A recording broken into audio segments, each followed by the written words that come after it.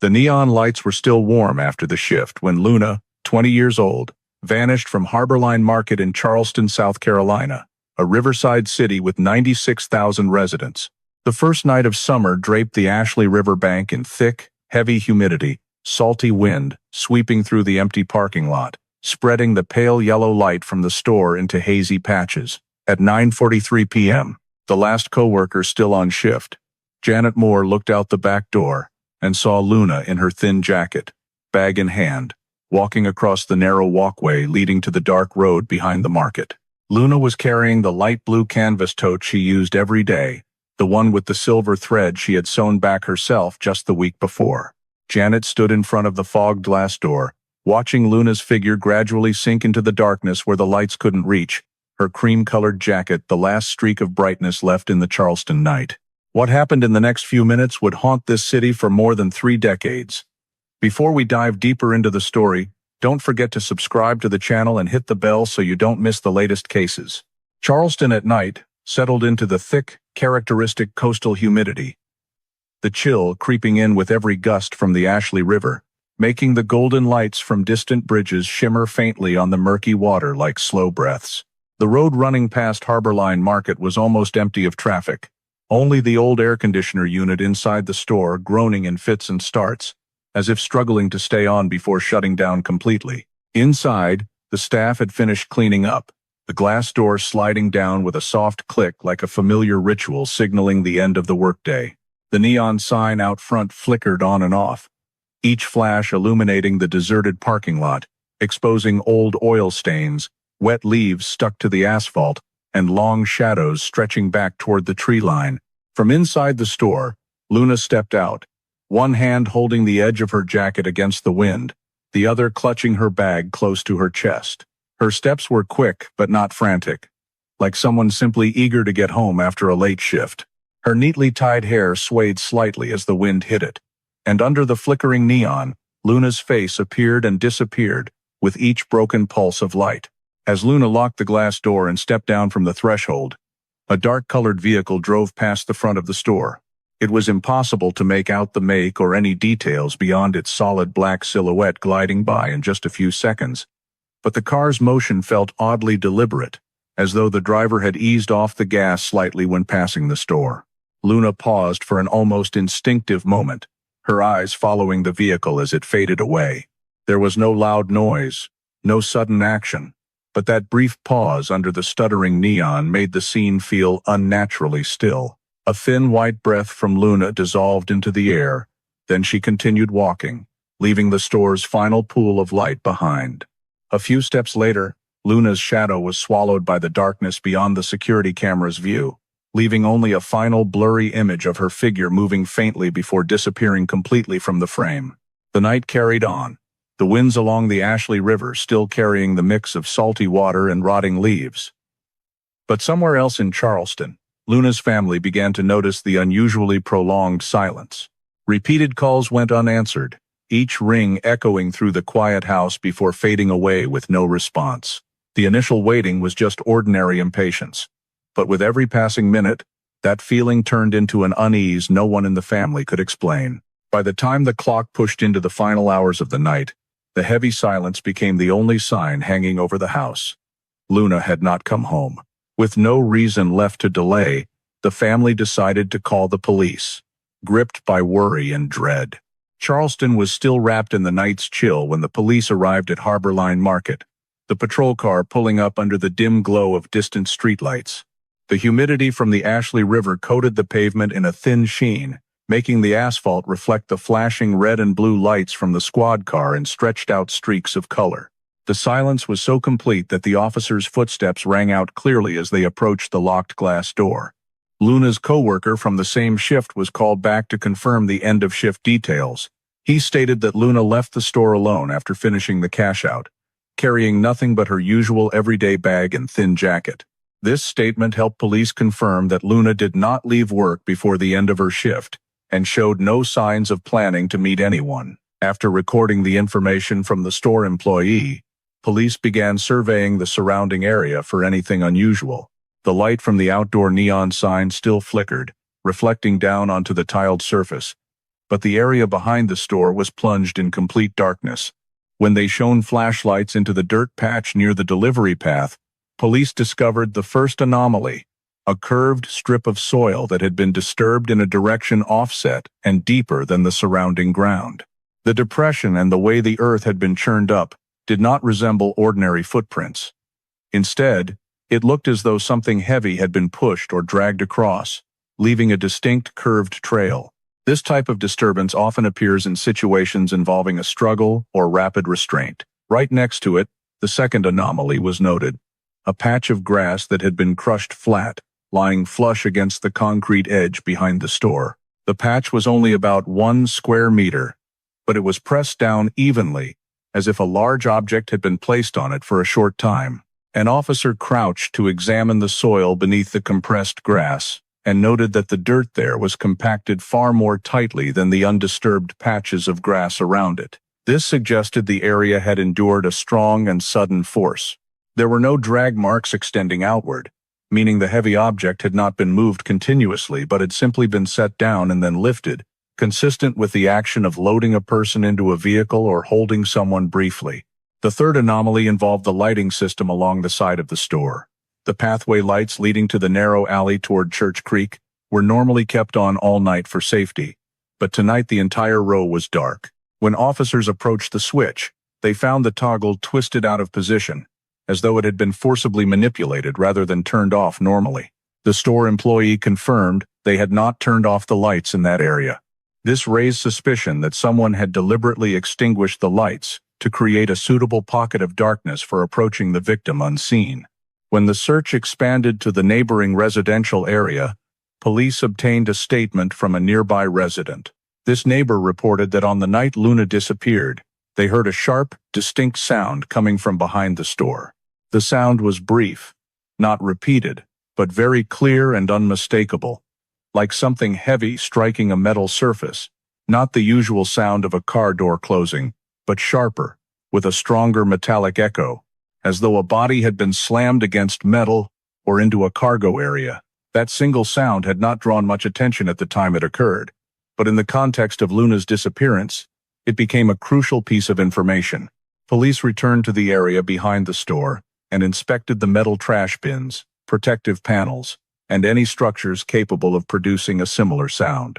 The resonance from the metal materials there matched the neighbor's description remarkably well. When officers placed their hands on the surface of a large metal bin, they noticed a faint new dent, with the paint in that spot scratched as though from a sudden, forceful impact. These signs could not prove exactly what happened, but they formed a coherent chain of logic. Someone or something had been pressed hard against the metal surface right around the time Luna stepped out of the store. When these observations were compiled, the disturbed strip of soil, the heavily compressed patch of grass, the lights turned off against regulations, the metallic clang from behind the store, police reached their first assessment of the case's nature. These traces bore none of the characteristics of voluntary departure. There was no indication that Luna had chosen to leave Charleston on her own, no trace of any preparations to leave, and certainly no evidence of a natural accident or solo movement. On the contrary, every peripheral piece of the scene pointed to one thing: third-party intervention, carried out quickly, forcefully, and with clear intent. The lights being turned off showed the perpetrator chose the timing. The soil and grass marks suggested Luna may have been restrained. The metallic sound indicated a collision or forced contact. These initial conclusions reinforced the hypothesis that Luna was the victim of an abduction carried out in an extremely brief and precise window, executed in a spot out of direct view but close enough for police to connect the details. The officers continued expanding the observation area, gathering more evidence to determine the possible direction of movement immediately after Luna vanished. The traffic camera system around Harborline Market was accessed by police right after they finished examining the outdoor crime scene area. Although the image quality was not high and the dim nighttime lighting made details hard to observe, the recording sequence still provided a crucial source of data to determine the movement of every vehicle that appeared near the time Luna left the store. When piecing the segments together, police noticed the dark-colored vehicle appearing repeatedly within the vicinity of Harborline Market. During the time frame under focus, The vehicle drove past the front of the store 3 times, each pass no more than a few minutes apart. These movements did not match the usual traffic rhythm on this road at night. Most vehicles simply drove straight through, and it was rare for any car to turn around multiple times in such a short stretch. Even more noteworthy, in 2 of those passes, the vehicle suddenly slowed down as it went by the parking lot area. Although the footage was not clear enough to identify the license plate or exterior features, this pattern of movement was flagged as unusual and potentially related to someone surveilling the interior of the store. Another camera segment, positioned at an angled view from the side road connecting to Savannah Highway, captured a brief stop by the same vehicle just a few seconds, long enough for the driver to observe the area but not long enough to constitute a clear violation. The vehicle came to a stop, the brake lights went off, and then came back on, before it continued driving. This pause was considered one of the most suspicious points, as it occurred at a time very close to when Luna stepped out of the store. While reviewing other nearby road cameras, police continued cross-referencing with statements from local residents.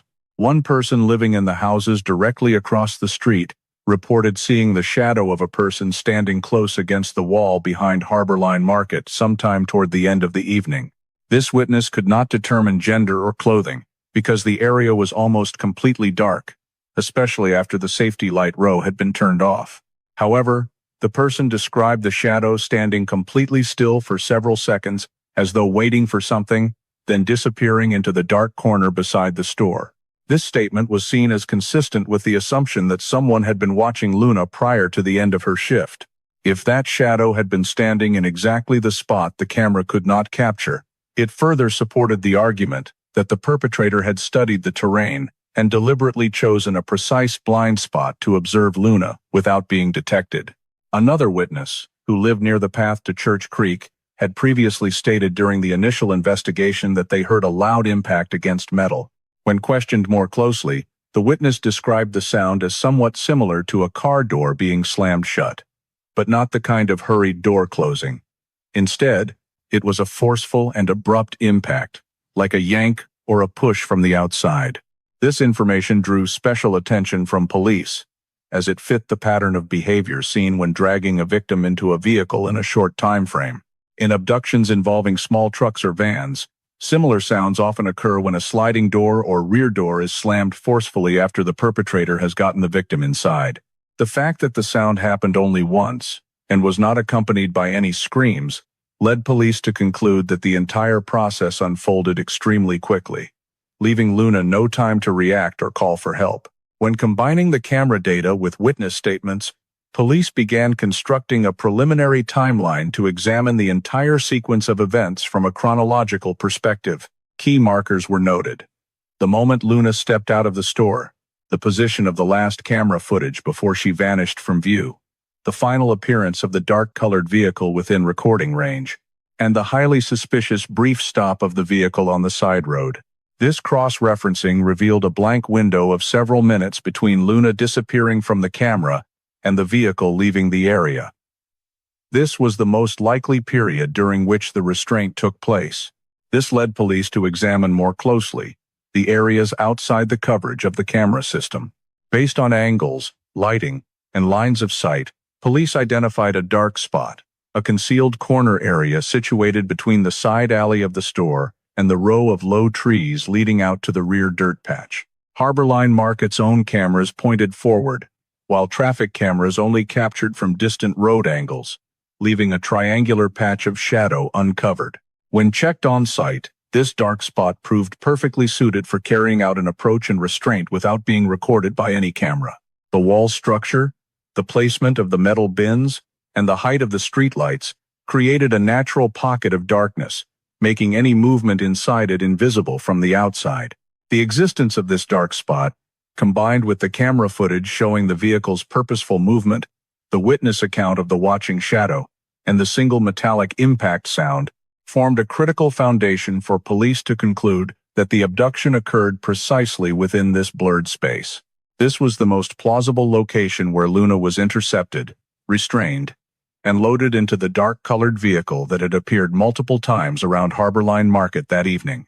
The pieces of evidence from the cameras and witness statements though fragmentary on their own, when assembled, created a clearer picture of the perpetrator's movements, the point of approach, and the brief window during which Luna vanished from the view of the entire recording system. To expand the investigation scope after analyzing the cameras, police conducted a full sweep of the entire area within a 1-mile radius around Harborline Market, starting with the routes Luna typically walked home after late shifts. According to her co-workers and the habits provided by her family, Luna had 3 routes she commonly used.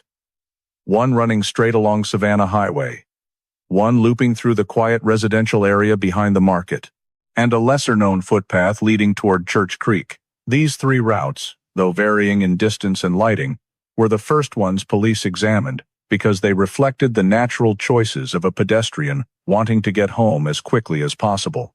During the on-site survey, police found that the 2 main routes leading to the residential area showed no signs of unusual disturbance. The road surfaces were dry, with no drag marks, no running footprints, or the intermittent streaks typically seen when someone moves in a hurry. The low grass areas along the roadside also showed no patches pressed down in the manner of a person or object being forced through. This led to these 2 directions being temporarily marked as lower relevance.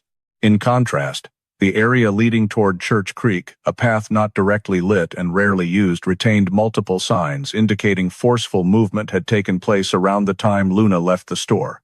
This was the area where police spent the most time meticulously examining the terrain surface. After setting up teams to comb each section, police simultaneously approached residents living near this area to ask about anything they heard or saw on the night Luna disappeared. Some residents reported hearing strange noises at a time roughly matching the witness statements from the camera investigation. One person living less than 300 meters from the footpath said they heard the sound of running footsteps or something being dragged across damp ground. But since it was late at night, they did not open the door to investigate further. Another person stated they saw the lights of a vehicle moving very slowly before suddenly accelerating, as though the driver had stopped very briefly and then decided to leave. They could not identify the type of vehicle because the lights were obscured by trees, but the direction of travel matched the path where the camera had previously recorded the dark-colored vehicle. An elderly resident living right beside the footpath reported seeing the shadow of a man standing next to a vehicle, but only for a split second, because the distant streetlights were not bright enough to make out any features. These statements did not constitute clear evidence, but when combined with the camera data and the traces behind the store, they strengthened the possibility that Luna was taken in the direction of Church Creek rather than any other route. During the terrain sweep along the path leading to the marsh, a search team discovered a long skid mark on the ground. This skid cut diagonally across the damp soil surface, nearly 2 meters long, with the depression gradually deepening, as though an object had been dragged with strong force and then lifted at the end. The characteristics of the drag mark, shallow at the start, deeper in the middle, and abruptly ending, were consistent with the possibility of a person being dragged before being loaded into a vehicle. The soil surface in this area showed no overlapping smaller footprints or other shoe marks, indicating the perpetrator had moved very quickly and along a precise path, leaving no excessive additional traces beyond the clear skid. Police swept flashlights to both sides and found sections of low grass bent sharply in the same direction, adding further support to the hypothesis of forced movement. The displaced grass extended close to the edge of the footpath, forming a connected chain between the skid mark and the wider section of road where a vehicle could have waited. Notably, at the very end of the skid mark, the soil was deeply compacted in a circular shape, corresponding to the position of the front wheels of a small truck or van that had stopped for a very short time. This led police to believe the perpetrator had deliberately chosen the point with the least light and fewest passers-by to carry out the act of loading Luna into the vehicle. Alongside collecting physical traces, police carefully checked for any items belonging to Luna that might have been dropped along the path of movement. However, after sweeping the entire footpath, the open dirt patch, and the marsh edge, they found no personal items whatsoever. No phone, no bag, no papers, no jewelry. The complete absence of personal belongings carried significant implications. It ruled out the possibility that Luna had left on her own, because someone leaving voluntarily would typically take at least one essential item, It also ruled out robbery, because in a robbery, the perpetrator tends to take valuables and leave other items behind. Here, there were absolutely no dropped traces. This led to the conclusion: the perpetrator had controlled the situation tightly enough to leave no significant traces related to Luna beyond the physical signs of the restraint process itself. From the traces running along the footpath, the matching resident statements, and the extended drag mark on the ground, police determined that the Church Creek direction was the most logical route the perpetrator had used to take Luna in the extremely short time after she vanished from the cameras. The 1-mile radius search was therefore continued and expanded in the direction leading out to the marsh, where the complex terrain and numerous shadowed spots could conceal deeper traces. As the investigation increasingly converged on the area behind Harborline Market, the crime scene teams began expanding the search radius, focusing on the intersection points between the skid mark leading out to the footpath and the shadowed land where the cameras could not capture Luna's final movements. This was the area police assessed as highly likely to be where the first contact between Luna and the perpetrator occurred. A transitional space between the parking lot, the back wall of the store, and the path toward Church Creek.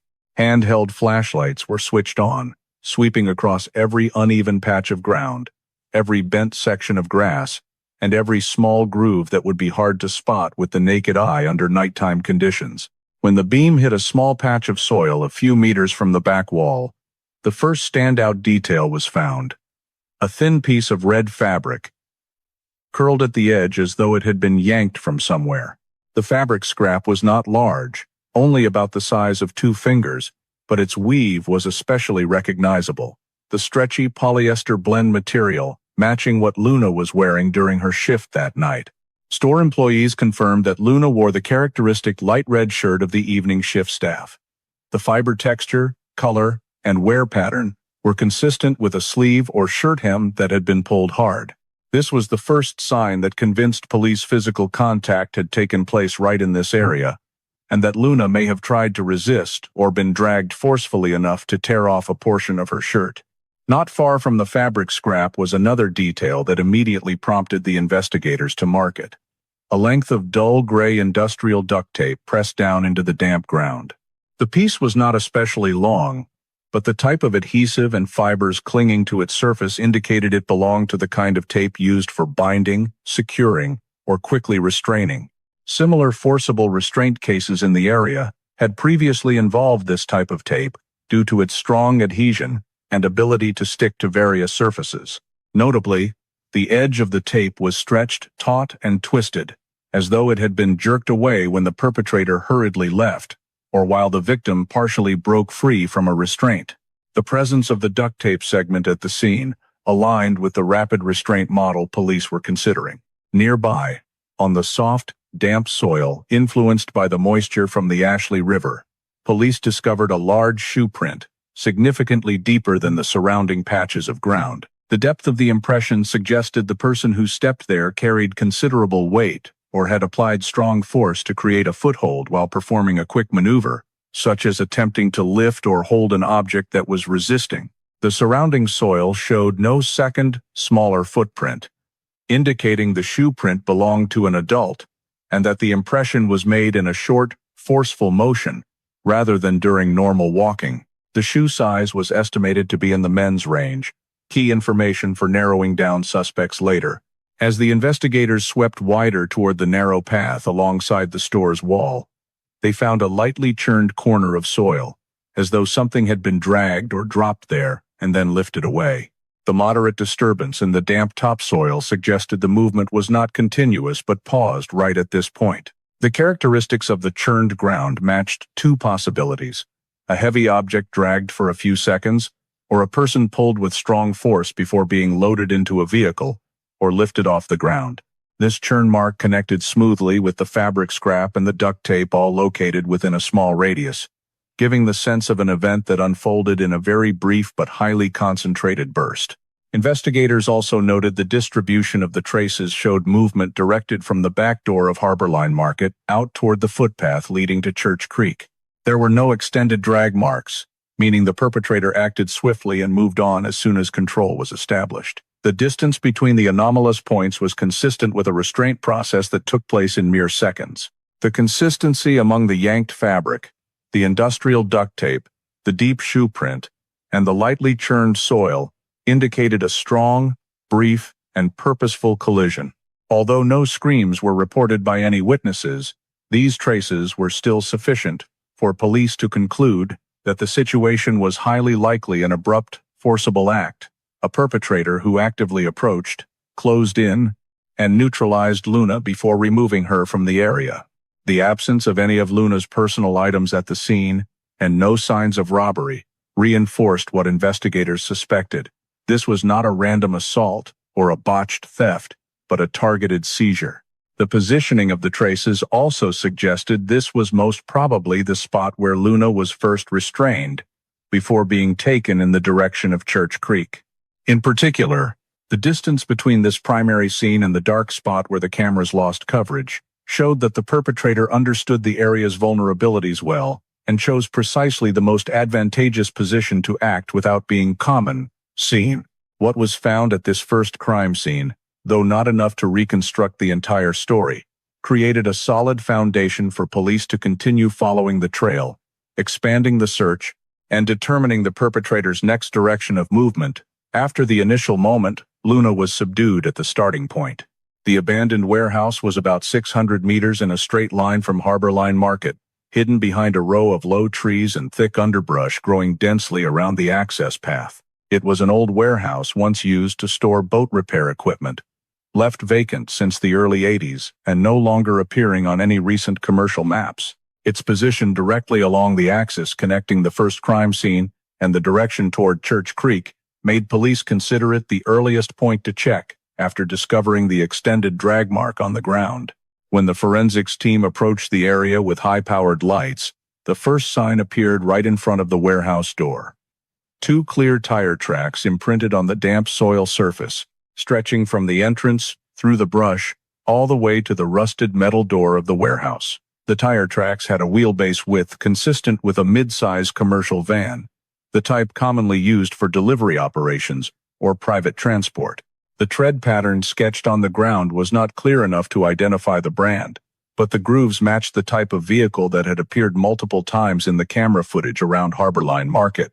This was a significant coincidence, because even without a license plate, police knew they were looking for a vehicle of the same make and size, fitting the means the perpetrator could have used. Right at the edge of the warehouse door, another detail caught attention: a long groove running straight from outside to inside. The groove was uneven, deeper in some sections and shallower in others, as though a heavy object had been dragged across uneven ground. The damp soil made the groove stand out more clearly, and its width was consistent with a human body or an object of equivalent weight being pulled by one hand or with continuous force. When tracing the length of the groove, police noticed it stopped right in the middle of the warehouse floor, where the ground showed stronger disturbance, as though the object had been set down, lifted, or repositioned. This reinforced the assessment that the warehouse had been used as a temporary stop during the process of moving Luna away from the store area. Alongside the drag groove, investigators discovered a torn burlap sack crumpled against the warehouse wall. This type of sack belonged to the category used for agriculture or construction materials, but the fibers at the torn edge showed it had been yanked hard enough to burst the stitching. The mouth of the sack still had a fragment of nylon drawstring attached, the kind commonly used to tie, secure, or fasten objects for short periods. Several other pieces of drawstring were scattered in the corner of the wall, some stretched and deformed, indicating they had once endured twisting or sharp pulling force. The presence of both the burlap sack and the drawstrings increased the likelihood that the perpetrator had used them as means to bind or cover Luna's body, to avoid leaving traces during movement. Using a burlap sack to cover the upper body or create a disguise layer had been documented in several other abduction cases in the southeastern United States during the 80s and 90s. Upon closer inspection of the items inside the warehouse, another unexpected detail emerged: a very small, dried blood stain adhering to a cracked piece of wood buried under thick dust. Initial field testing showed it was human blood, leading everyone to believe it was the first crucial link connecting Luna to this warehouse. But when the sample was sent to the lab for DNA analysis, the results confirmed that this blood sample belonged to a missing person from 1991 in the Charleston area, a case that had caused a stir but was unrelated to Luna. The discovery of this old DNA sample created investigative noise because the warehouse had once been a point of suspicion in the 1991 case, but had been dismissed due to lack of clear evidence. This presented a significant challenge.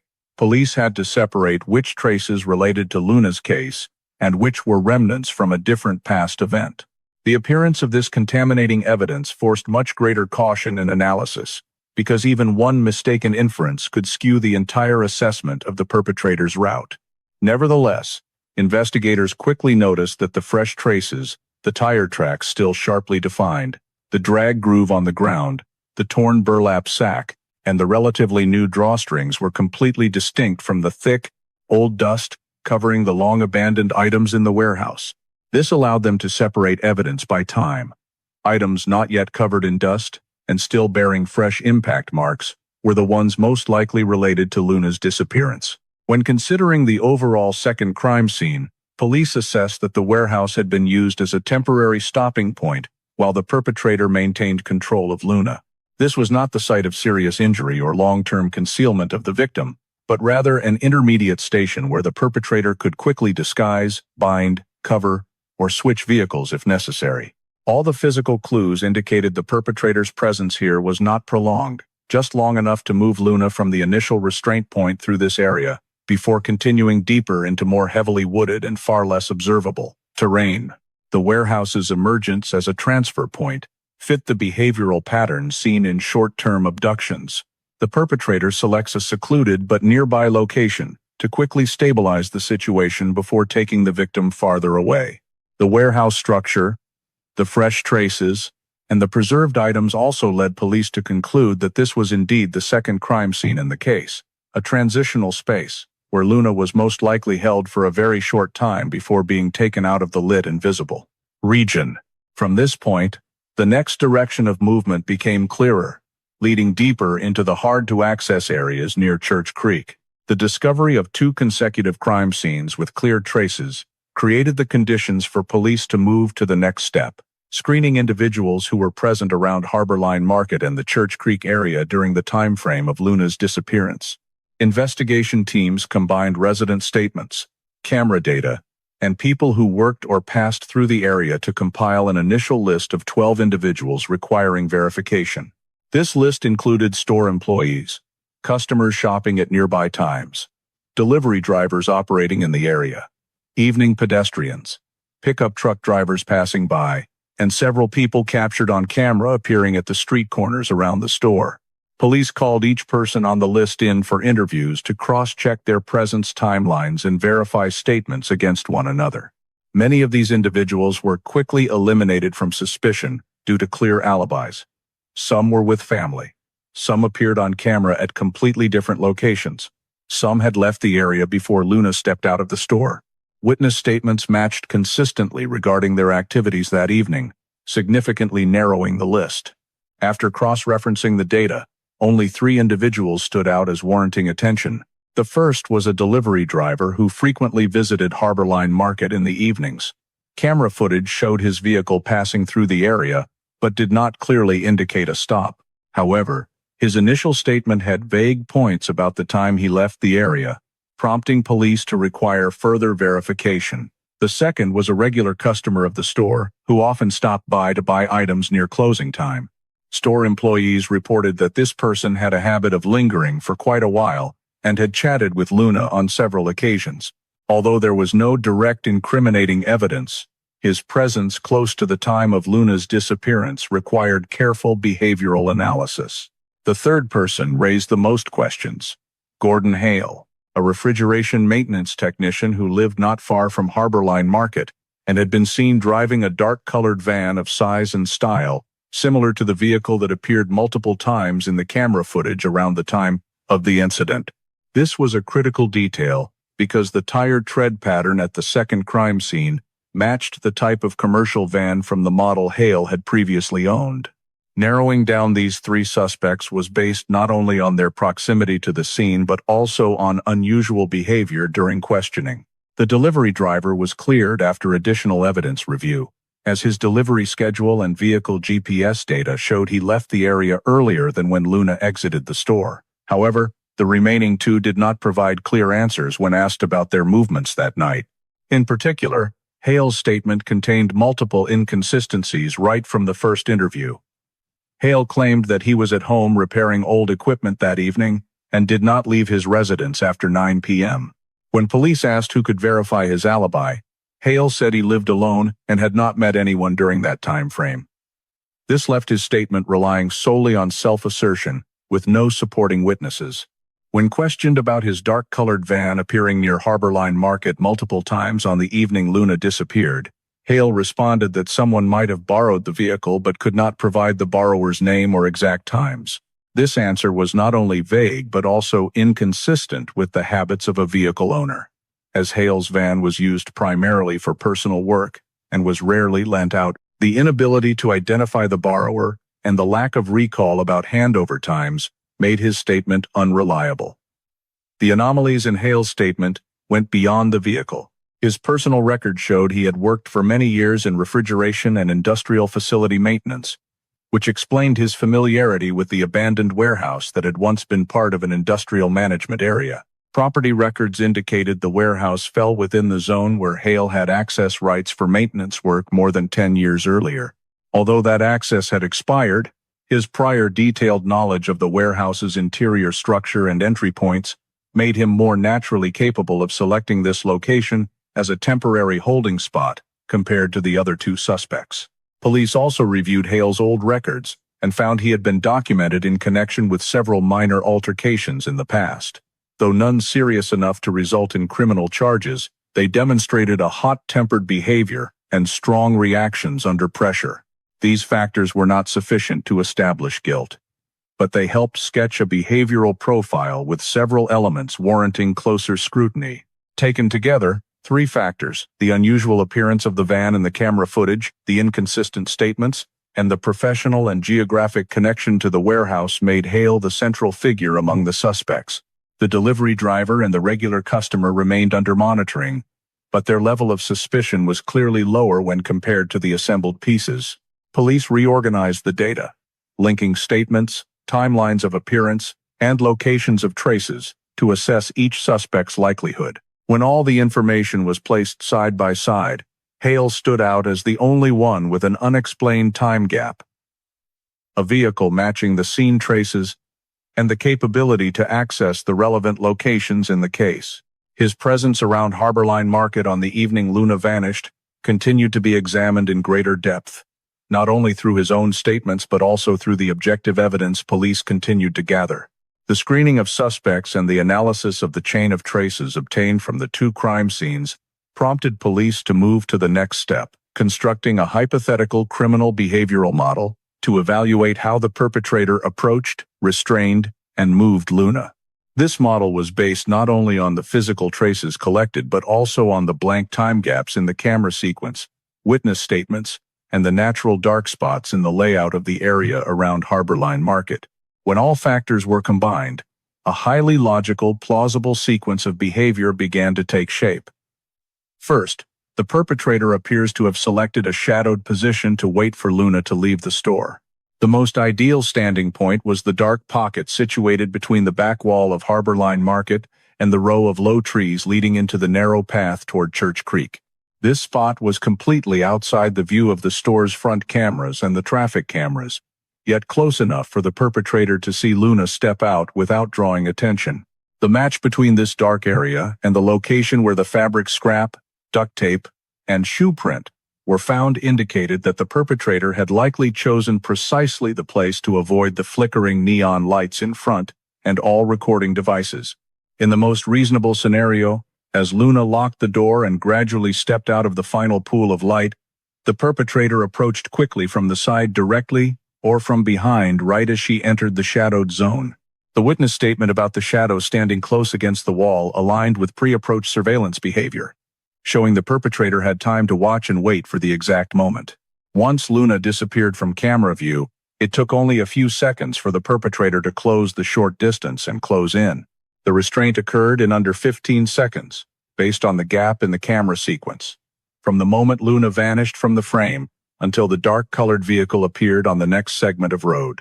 The brevity of this time window showed the perpetrator acted extremely quickly, leaving Luna no opportunity to scream or escape.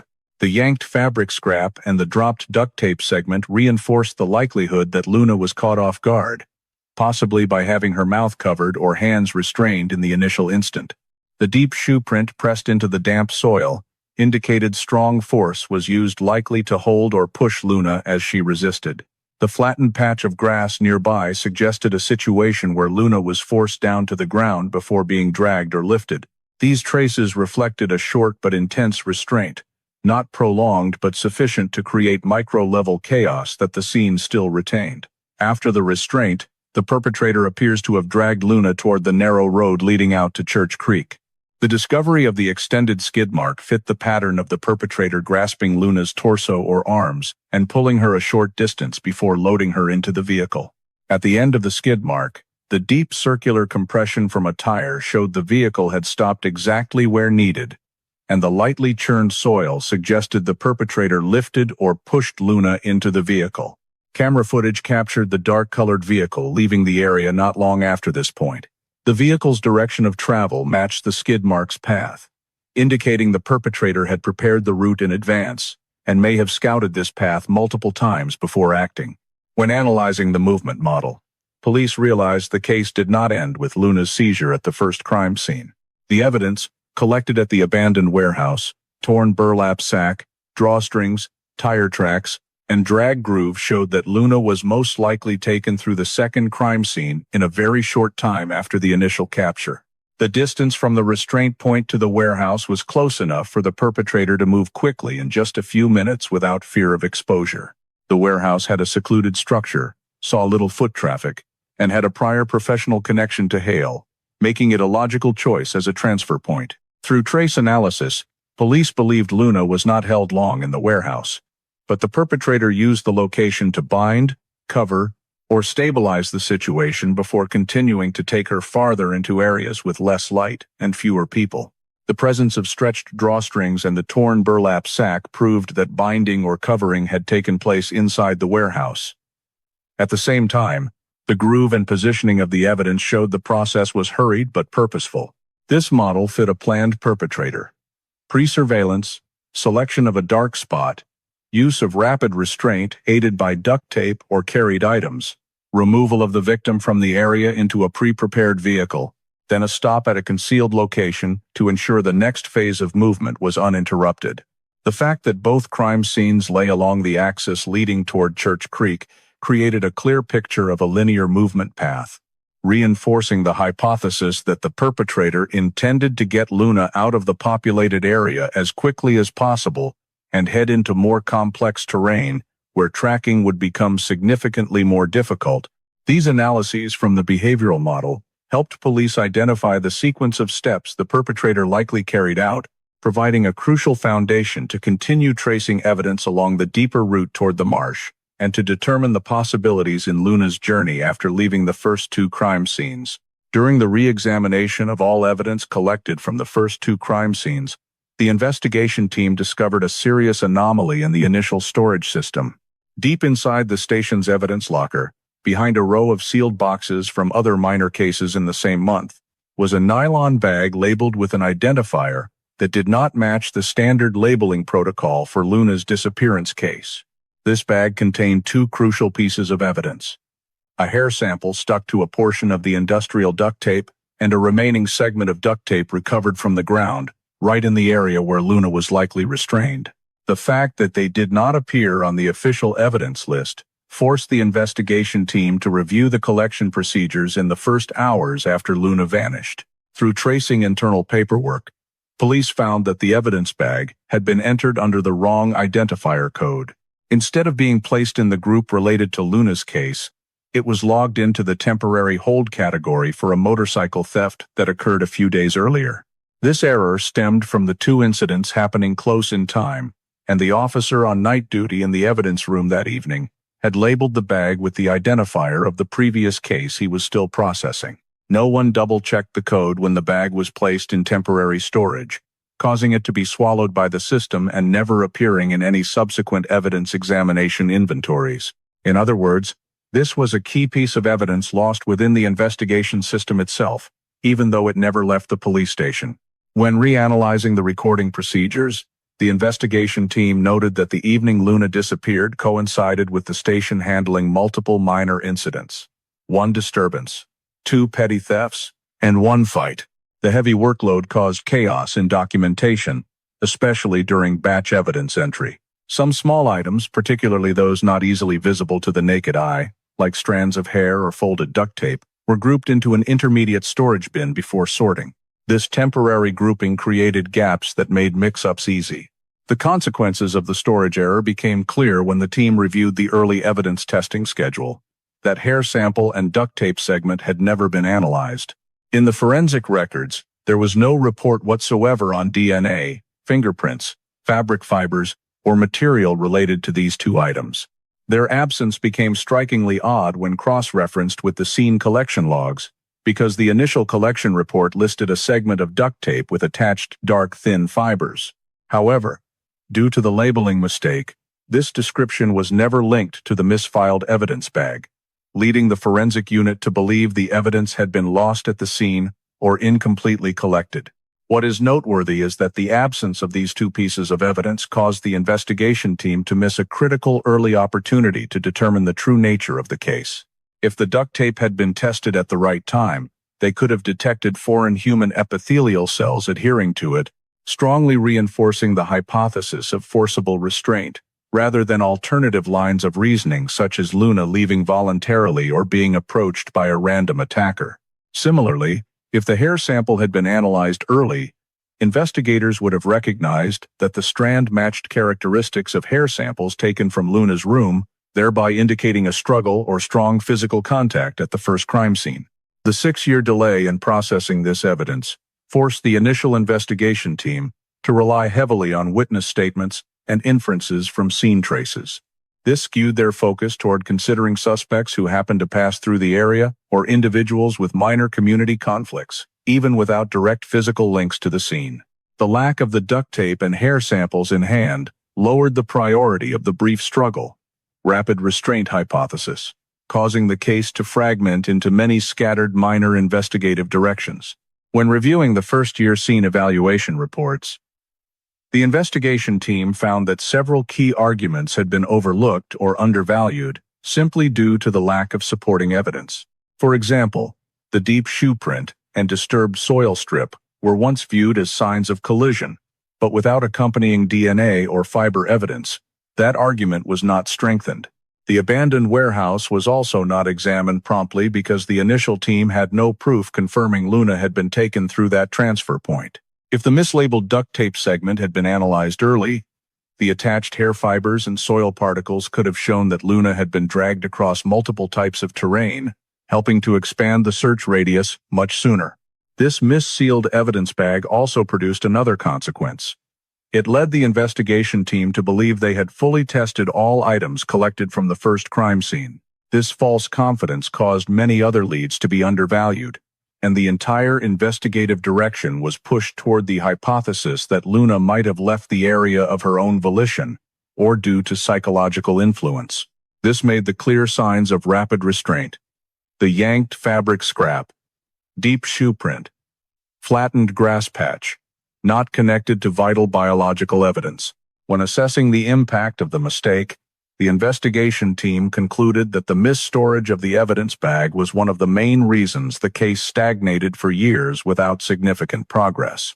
It not only delayed forensic testing but also diverted the investigation into wrong directions, wasting resources and time that could have been focused correctly. The overlooking of evidence directly tied to Luna produced no DNA leads, no linking traces between her and the perpetrator, leaving the pursuit in a prolonged state of stagnation. This error became proof that even a small deviation in evidence management can distort an entire investigation. When the evidence was rediscovered in its proper place, Its existence forced the investigation team to reevaluate the entire initial chain of events, showing that the analysis direction needed adjustment based on real clues rather than inferences shaped by storage deficiencies.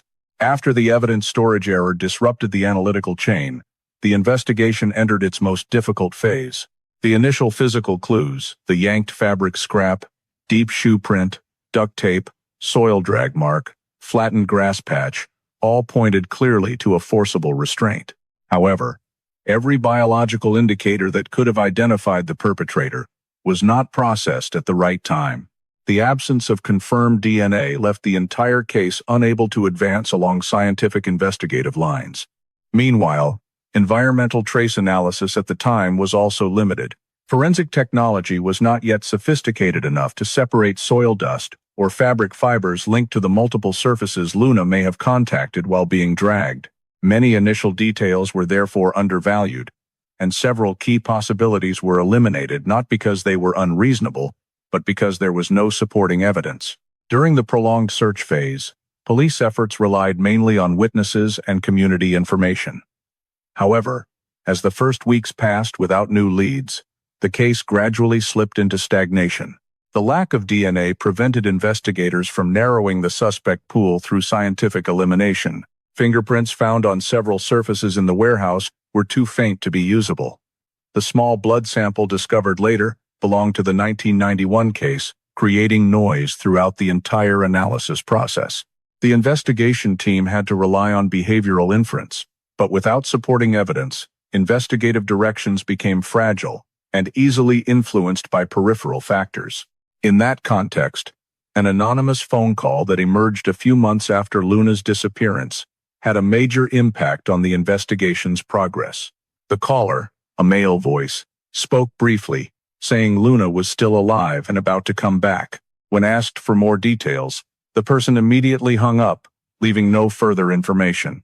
Although there was no reason to consider this a credible tip, standard procedure required the team to log it and expand monitoring accordingly. The appearance of this information led some investigators to consider the possibility that Luna had been taken out of Charleston and was still alive somewhere in the surrounding area. There was no evidence to support that hypothesis. But the lack of DNA, the absence of witnesses seeing Luna after the disappearance, and the mystery of the anonymous call significantly scattered the investigative focus. Resources that were already limited had to be divided equally among hypotheses that increasingly drifted away from the original scene. Because of that call, some potential suspects were downplayed in terms of danger level, since the victim's still alive theory shifted verification efforts more toward searching for Luna rather than pursuing the perpetrator. Over the extended investigation period, the investigative team also underwent many changes. Some officers transferred, some retired, and new investigators taking over the case often had to start from scratch due to the unsystematic case files. New investigators lacked direct experience at the initial scene, while some key handwritten notes and temporary records had been lost because storage practices at the time were inconsistent.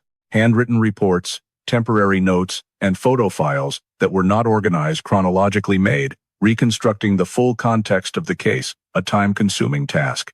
They had to continuously cross-check between scattered documents, which significantly slowed progress toward new directions. On top of that, the lack of progress over many years caused the case's priority level to gradually decline. With no new leads, the case was pushed further down the list of urgent matters. The already limited investigative force had to be allocated to other rising violent crimes in the Charleston area toward the end of the 90s. This meant Luna's file no longer received the same level of attention as in the beginning. Although some investigators persisted, they could do little more without new evidence to convince command to allocate additional resources. In internal meetings in the following years, Luna's case was often referred to as a hard lead missing case. Hypotheses were proposed but lacked specific evidence to prove or disprove them. A few investigators believed the case involved someone known to Luna, but no one could find confirming signs for that direction. Conversely, another group suspected it was the work of a stranger who had been watching Luna from afar, but the overlooked DNA testing prevented them from strengthening that argument, The prolonged stalemate kept the case spinning in circles without a breakthrough. By the early 2000s, as forensic technology began to advance significantly, there were some proposals to retest old evidence. However, because the misstored evidence bag had still not been discovered, the available samples at that time could not provide useful data. Older samples had degraded in quality over time, and no evidence contained sufficiently reliable DNA for reanalysis. Some traces at the first and second crime scenes had also been affected by weather conditions over the years, rendering recovery efforts fruitless. All these factors combined caused Luna's disappearance to gradually become shrouded in gaps that could not be filled through analysis. With each passing year, the file grew colder by another layer. By 24, after reviews yielded no results and no new leads emerged, Luna's case was officially transferred to cold case status. This meant the case was not closed, but it was no longer part of active investigations and would only be revisited if new evidence, new techniques, or a breakthrough statement appeared. The decade-long process filled with numerous errors, interruptions, and missing key evidence was the primary reason the case was frozen. From then on, Luna's case became one of Charleston's greatest mysteries, a case with clear traces of forcible violence but lacking the crucial pieces needed to advance the investigation. A major storm swept through Charleston in the early summer of 2011, causing water levels along Church Creek to rise sharply and then recede quickly, leaving a fresh layer of mud covering many areas of land that were normally not exposed. When local residents returned to the area to clean up after the storm, they noticed many strange objects pushed from the marsh bed out to the shoreline. Among the debris and rotted wood fragments, a metal box-shaped object emerged, half submerged and half exposed in the thick mud. The location where the metal box lay was not far from the footpath previously identified as a plausible direction of movement for the perpetrator on the night Luna disappeared. Locals initially thought it was just some household item washed up from a nearby houseboat community, but its unusual shape prompted them to report it to local authorities. When police arrived to inspect, the mud was scraped away to reveal a heavy metal box that appeared to have once been painted, though the paint had mostly flaked off, leaving a mottled surface as though it had been submerged in water for a very long time. The box did not resemble ordinary household goods, but rather the type used to store industrial materials or deliberately concealed personal items. Its position right along the suspected movement path led to it being immediately seized for analysis. When the box was brought back to the station and opened, police found inside not meaningless damaged junk but a collection of small yet particularly noteworthy items. On top lay a locker key that had undergone slight corrosion from time and moisture. The key's surface was no longer shiny, but the marking for a locker room in the utility area where Luna had used a locker during her high school days was still legible. The family confirmed that the shape and pattern matched the key Luna had kept with her before she disappeared. This detail showed the item had not been in Luna's possession since that time, and more importantly, it had been moved away from her normal path. The key became the first piece of evidence in many years to indicate direct interference with Luna's personal belongings.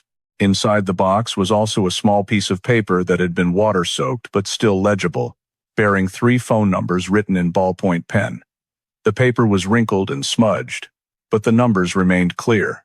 None of these 3 numbers appeared in any documents or notes from Luna that family or friends had previously provided. One of the numbers belonged to a locksmith shop in the Charleston area. The second was the home number of a woman living in the suburbs of Somerville, with no direct connection to Luna. The third had been disconnected many years earlier, making it difficult for police to identify the original owner. The fact that all 3 numbers appeared together in the metal box added to the mystery. It was unclear who wrote them, at what time, or what connection they had to Luna's movements before her disappearance. However, since they were found together in the box with Luna's key, the possibility that they were chosen at random was virtually zero. As the examination of the box continued, police discovered a third piece of evidence that made an even stronger impression than the previous 2. A small, slightly bent piece of metal shaped like the remnant of a cut or broken license plate. The fragment still bore the characters 72 FTA, with the following characters snapped off.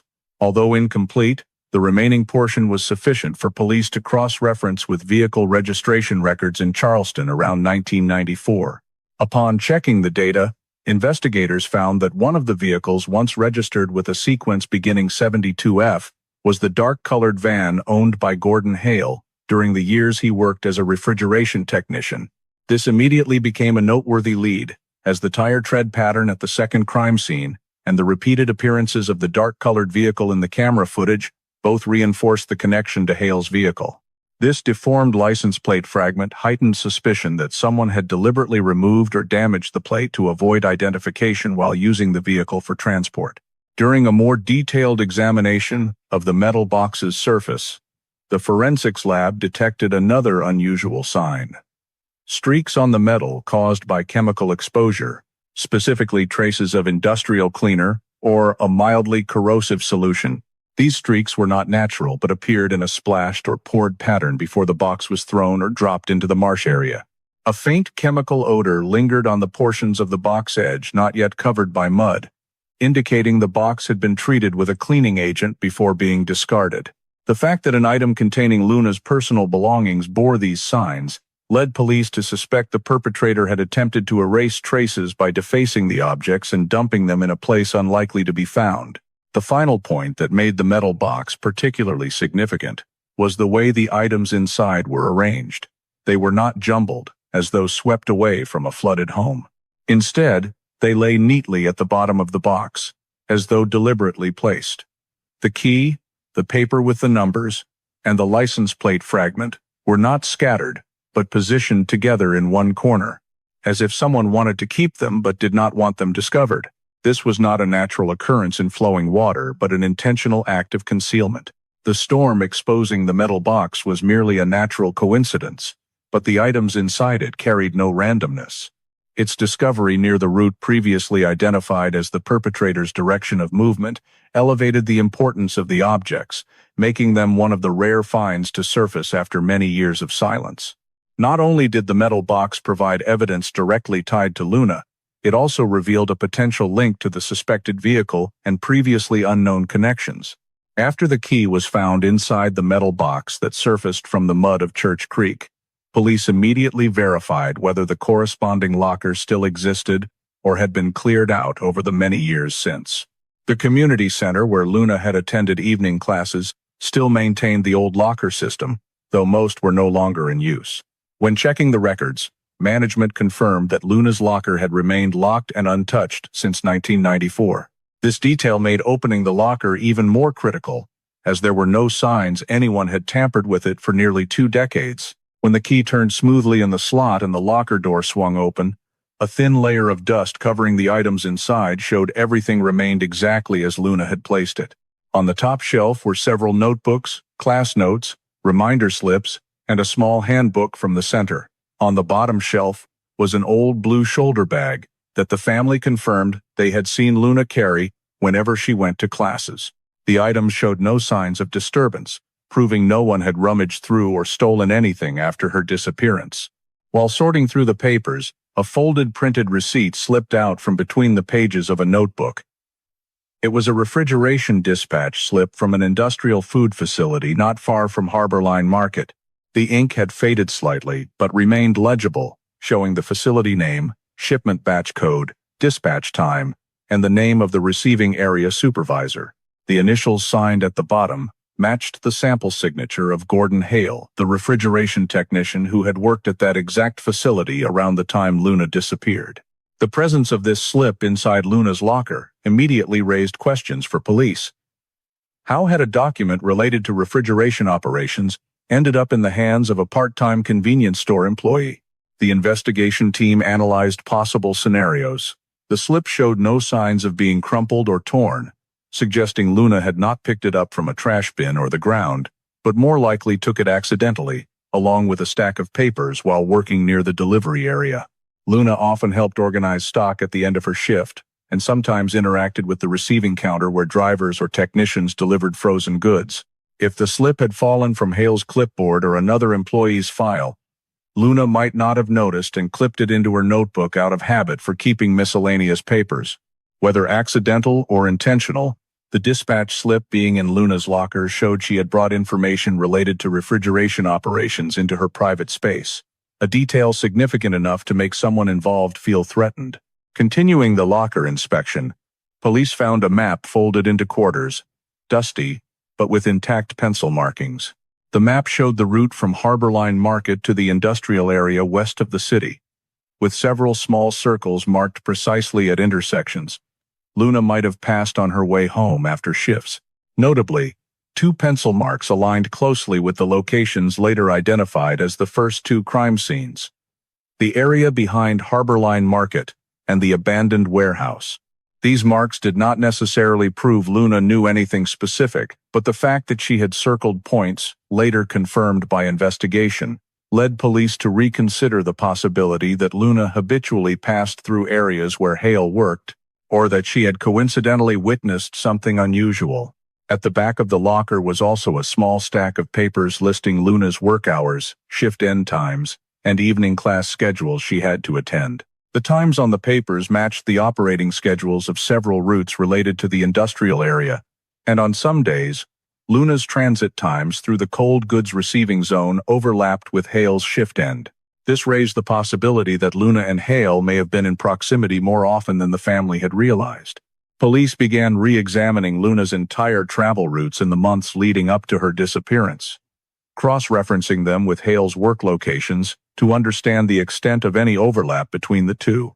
Inside the old shoulder bag, police also discovered a small notebook with a few hastily written pages about tasks Luna needed to complete in the final weeks before she vanished. One short note mentioned she had to return papers dropped at the receiving counter. Luna did not specify which papers, but when cross-referenced with the refrigeration dispatch slip stored in the locker, police saw a potentially direct connection. If Luna had accidentally picked up Hale's slip and intended to return it but had not yet done so, this could have drawn Hale's attention, or made him feel threatened upon realizing an important document had fallen into an outsider's hands. When reviewing Hale's work records from 1994, the investigation team learned that he was responsible for concealing certain shipments not listed in the facility's official system. Internal notes from years earlier showed Hale had been reprimanded multiple times for procedural violations, especially in the receiving area where strict controls were required. If the shipment marked on the dispatch slip Luna kept was related to unauthorized goods or off-the-books transport, Hale would have had reason to fear exposure. Someone who accidentally knew too much like a young employee could become a serious risk. The fact that personal papers in the locker aligned with Luna's travel routes before her disappearance further led police to consider the possibility that she had appeared at the exact moment Hale was handling that shipment.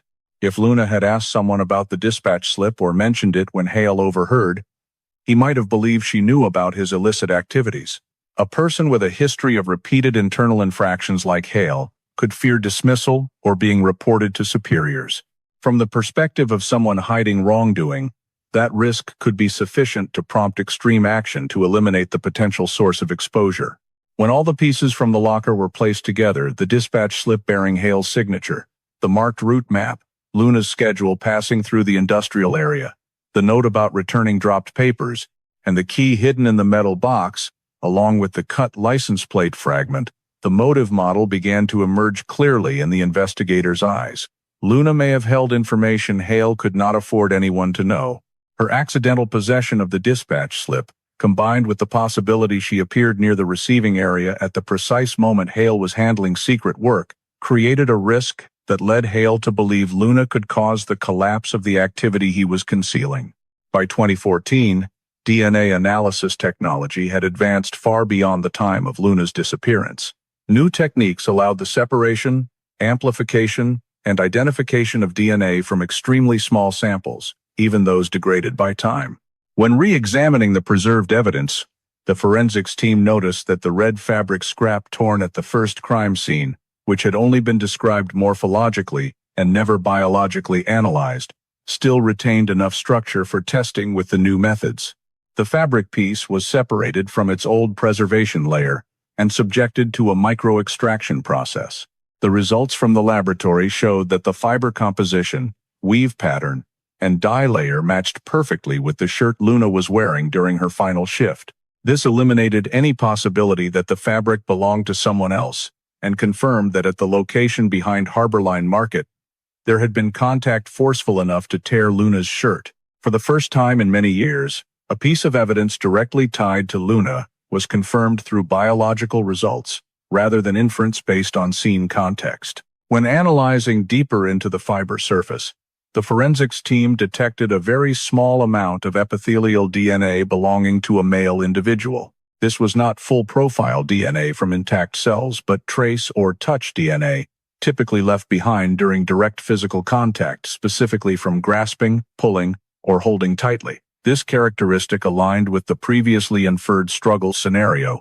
Although the recovered DNA was minimal, the new signal enhancement technique made the sequence structure usable for comparison. When this male DNA sample was entered into the CODIS system to search for matches, the result came back negative. No criminal record in the database carried genetic markers matching the sample obtained from Luna's fabric. The lack of a CODIS hit carried two important implications. The person who left the DNA had no prior criminal record in the system, and they were not part of any monitored biometric suspect files. This made traditional suspect tracking more difficult, as investigators could not rely on any criminal history to narrow the pool. Nevertheless, the investigation team did not view this as a dead end, but as an opportunity to shift to a newer method being applied in several other states: genetic genealogy, or genealogical mapping. Instead of searching for an exact match in criminal databases, this approach allowed tracing distant genetic relatives, third cousins, fourth cousins, or even farther in following family trees, to narrow down individuals who might appear within the investigation's geographic scope.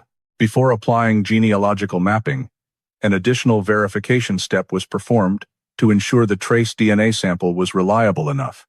The forensics team analyzed multiple different genetic marker loci in the sample to rule out cross-contamination from investigators or anyone who had previously handled the evidence. The results confirmed the DNA belonged to an individual completely unrelated to those who had direct contact with the evidence. This reinforced the integrity of the original sample. When the sample was transferred to the specialized genealogical mapping team, they began building an initial genetic profile from the DNA recovered on Luna's shirt fabric. The genetic parameters were compared against public or semi-public databases that genealogy companies permitted for investigative use. These datasets did not identify the exact person but pinpointed family branches with potential overlapping genetic structures.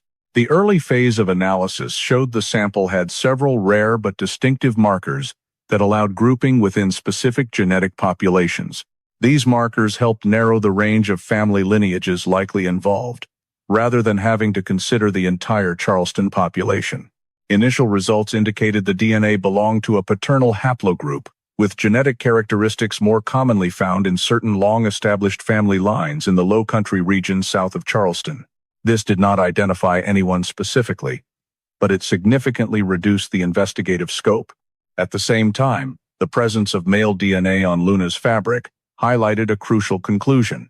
The perpetrator had direct contact with Luna's shirt in a way that produced enough friction to deposit epithelial cells. This aligned perfectly with the behavioral model the investigation team had constructed earlier. A rapid close-in approach, using force to hold or pull the victim for a brief period. When reanalyzing the data with this new information, investigators noted clearly that the non-CODIS DNA eliminated the possibility the perpetrator was someone with a serious criminal history, inadvertently spotlighting a small group, individuals with hard-to-verify alibis, those who drew no attention in the community, or those without any recorded history of violence. In the early suspect list, Gordon Hale fit exactly this profile: no criminal record, never arrested, no major trouble severe enough for his DNA to enter the system. This coincidence caused his name to receive increased scrutiny in parallel analysis. The entire set of DNA analysis results from the red fabric became the first major advance in many years of deadlock. The rare, incomplete but sufficiently distinctive DNA sample opened the possibility of following a family lineage branch, rather than relying solely on criminal databases. For the first time since Luna's disappearance, the investigation had a new scientific element that could trace a path never before used in her file. By 2014, the DNA analysis on the red fabric opened a new direction, but it was not until several years later, when genealogical mapping technology had advanced significantly, that the investigation team had sufficient conditions to implement a comprehensive analysis. By 2018, many genetic databases had been expanded, combining information from commercial genealogy sites and semi-public archives. These datasets, while not providing identities, allowed the identification of family groups with genetic links to the individual who left the DNA on Luna's shirt. The analysis team began by constructing a speculative family tree from the trace DNA sample obtained from the duct tape and the shirt fabric. This DNA sample was not complete enough to determine a full genotype, but the distinctive markers on the paternal lineage, Y-DNA, and several autosomal markers were sufficient to identify broad family groups. A genetic map was created, connecting individuals with overlapping marker patterns in the databases. Initially, the list of potential relatives spanned more than 70 names across multiple surnames. But the investigation team was not searching for an exact match. They were looking for clusters of shared markers. Through the elimination process, only 4 family lineages remained with a high degree of genetic overlap with the perpetrator's DNA sample. Among these 4, 3 belonged to families that had long migrated away from the Low Country region, with no members residing in Charleston during the 1990s. This made the 4th lineage, the Hale family, stand out unusually. The genealogical mapping team began expanding the Hale family profile in branching form, not searching for individuals, but for the entire network of relatives matching the degree of genetic relatedness to the recovered sample. In the Hale family list traced back 2 generations, most members lived scattered across Georgia, North Carolina, and parts of northern Florida. When cross-referenced with the geographic conditions of the case, the investigation team retained only those who had resided or worked in the Charleston area. The results showed that in 1994, only 1 person bearing the Hale surname lived within a 2-mile radius of Harborline Market. Gordon Hale, the refrigeration technician, who had been investigated in the early phase, but eliminated from suspicion due to lack of evidence. The coincidence between the genealogical data and the investigation records caused his name to emerge as the sole branch in the family tree that fit every criterion: male, of the Hale surname, within the matching genetic group, and present in Charleston at the exact time of Luna's disappearance. The analysis team continued checking subsidiary markers to confirm the level of genetic relatedness. The results showed a degree of similarity consistent with individuals from a close family branch, though not necessarily direct relatives. This further reinforced the assumption that the DNA sample belonged to someone within the Hale lineage, and in Charleston, only Gordon Hale remained. With sufficiently strong genealogical data, the investigation team returned to re-examine Hale's movement history, workplaces, and routes of appearance in 1994. Records from the refrigeration company at the time clearly showed that Hale worked at a facility a short distance from Harborline Market via the footpath behind the commercial area, the very route Luna commonly took after her shifts and the direction indicated by the struggle traces. Luna's habit of passing through this path made the possibility that she had seen Hale or encountered him unintentionally noteworthy. When cross-referenced with the documents found in Luna's locker, 3 points of overlap between her routes and Hale's activities emerged clearly. 1. Luna often passed through the industrial area during the exact time frame Hale handled deliveries. 2. The dispatch slip bearing Hale's signature appeared in Luna's locker. 3. The map Luna marked aligned with the location of the abandoned warehouse, where perpetrator movement traces were found. All 3 points had been in the earlier investigation files, but only when genealogical data identified the Hale lineage as the sole viable branch were the pieces recognized within the same logical system. In addition, the investigation team reopened Hale's vehicle registration records. In the archived vehicle tax files, from 1993 to 1995, a previously overlooked detail emerged.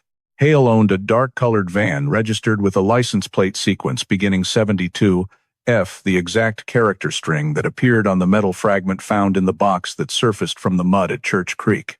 The plate fragment was cut or broken, but the readable portion 72F matched the sequence recorded for Hale's vehicle at the same time. Although it could not be conclusively stated that the fragment belonged to his vehicle, its presence in the box alongside Luna's key and the mysterious phone numbers significantly raised the level of suspicion. When analyzing traces from the second crime scene, the abandoned warehouse, the investigation team noted that the tire impression left in the dirt in front of the door closely matched the tire type used on Hale's vehicle. Previously, this information had been insufficient to link him because hundreds of commercial vehicles used the same tire model. But when placed in the context of genealogical mapping that had narrowed the entire suspect pool to just one person, the mechanical coincidence between the tire pattern and Hale's vehicle was no longer random. During the period from 2018 to 2021, every piece of reanalyzed data clarified one thing further. The trace DNA on the fabric could belong to no one outside the Hale lineage, and within that entire lineage, only Gordon Hale was present in the spatial-temporal scope of the case. No other Hale family member lived, worked, or passed through Charleston that year. From an early suspect list that once extended to dozens of people, only one name now met every condition. The genealogical mapping team continued collecting Hale family records across multiple generations to strengthen the consistency of the genetic structure. Over 3 years of analysis, they constructed a family tree spanning nearly a century, cross-referencing data from living and deceased individuals to ensure no Hale family member potentially linked to the Charleston area was overlooked. The absence of anyone else matching the criteria focused the entire investigative direction on Hale. During the same period, a supplemental report was compiled to cross-reference genetic data, movement routes, old evidence, and the recently discovered metal box. This report showed such a high degree of overlap between the hypothesized criminal behavior and Hale's activities in 1994 that it could not be considered random coincidence. From scene traces, items in the locker, to genealogical data, every path converged on a single individual with motive, opportunity, and position to approach Luna. By 2014, the DNA analysis on the red fabric opened a new direction. But it was not until several years later, when genealogical mapping technology had advanced significantly, that the investigation team had sufficient conditions to implement a comprehensive analysis. By 2018, many genetic databases had been expanded, combining information from commercial genealogy sites and semi-public archives. These datasets, while not providing identities, allowed the identification of family groups with genetic links to the individual who left the DNA on Luna's shirt. The analysis team began by constructing a speculative family tree from the trace DNA sample obtained from the duct tape and the shirt fabric. This DNA sample was not complete enough to determine a full genotype, but the distinctive markers on the paternal lineage, Y-DNA, and several autosomal markers were sufficient to identify broad family groups. A genetic map was created, connecting individuals with overlapping marker patterns in the databases. Initially, the list of potential relatives spanned more than 70 names across multiple surnames. But the investigation team was not searching for an exact match. They were looking for clusters of shared markers. Through the elimination process, only 4 family lineages remained with a high degree of genetic overlap with the perpetrator's DNA sample. Among these 4, 3 belonged to families that had long migrated away from the Low Country region, with no members residing in Charleston during the 1990s. This made the 4th lineage, the Hale family, stand out unusually. The genealogical mapping team began expanding the Hale family profile in branching form, not searching for individuals, but for the entire network of relatives matching the degree of genetic relatedness to the recovered sample. In the Hale family list, traced back 2 generations, most members lived scattered across Georgia, North Carolina, and parts of northern Florida. When cross-referenced with the geographic conditions of the case, the investigation team retained only those who had resided or worked in the Charleston area. The results showed that in 1994, only one person bearing the Hale surname lived within a 2-mile radius of Harborline Market. Gordon Hale, the refrigeration technician, who had been investigated in the early phase but eliminated from suspicion due to lack of evidence. The coincidence between the genealogical data and the investigation records caused his name to emerge as the sole branch in the family tree that fit every criterion, male, of the Hale surname, within the matching genetic group, and present in Charleston at the exact time of Luna's disappearance.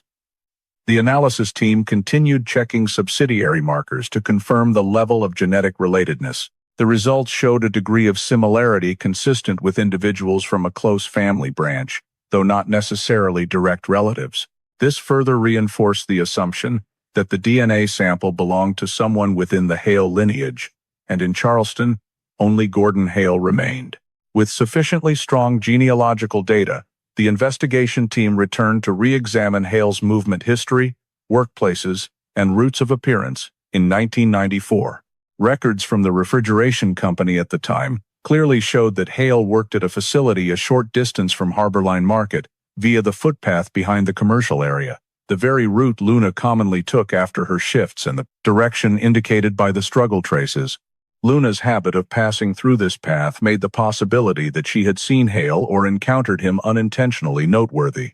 When cross-referenced with the documents found in Luna's locker, 3 points of overlap between her routes and Hale's activities emerged clearly. 1. Luna often passed through the industrial area during the exact time frame Hale handled deliveries. 2. The dispatch slip bearing Hale's signature appeared in Luna's locker. 3. The map Luna marked aligned with the location of the abandoned warehouse where perpetrator movement traces were found. All 3 points had been in the earlier investigation files, but only when genealogical data identified the Hale lineage as the sole viable branch were the pieces recognized within the same logical system. In addition, the investigation team reopened Hale's vehicle registration records. In the archived vehicle tax files from 1993 to 1995, a previously overlooked detail emerged. Hale owned a dark-colored van registered with a license plate sequence beginning 72F, the exact character string that appeared on the metal fragment found in the box that surfaced from the mud at Church Creek. The plate fragment was cut or broken, but the readable portion 72F matched the sequence recorded for Hale's vehicle at the same time. Although it could not be conclusively stated that the fragment belonged to his vehicle, its presence in the box alongside Luna's key and the mysterious phone numbers significantly raised the level of suspicion. When analyzing traces from the second crime scene, the abandoned warehouse, the investigation team noted that the tire impression left in the dirt in front of the door closely matched the tire type used on Hale's vehicle. Previously, this information had been insufficient to link him because hundreds of commercial vehicles used the same tire model. But when placed in the context of genealogical mapping that had narrowed the entire suspect pool to just one person, the mechanical coincidence between the tire pattern and Hale's vehicle was no longer random. During the period from 2018 to 2021, every piece of reanalyzed data clarified one thing further. The trace DNA on the fabric could belong to no one outside the Hale lineage, and within that entire lineage, only Gordon Hale was present in the spatial-temporal scope of the case. No other Hale family member lived, worked, or passed through Charleston that year. From an early suspect list that once extended to dozens of people, only one name now met every condition.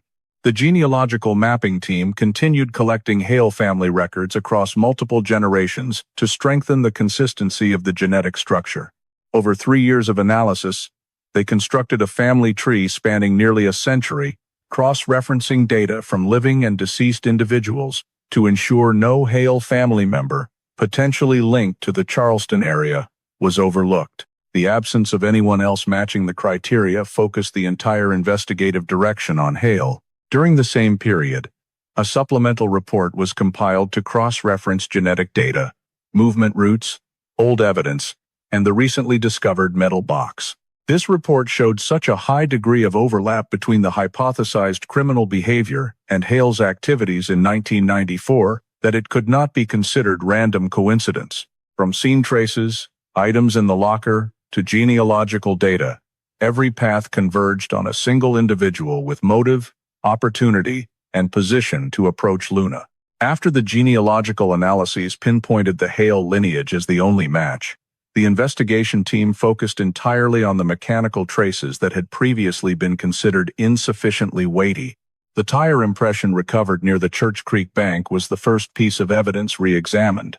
The plaster cast of the tire still held in evidence storage showed the characteristic tread pattern of a commercial van tire produced between 1991 and 1994.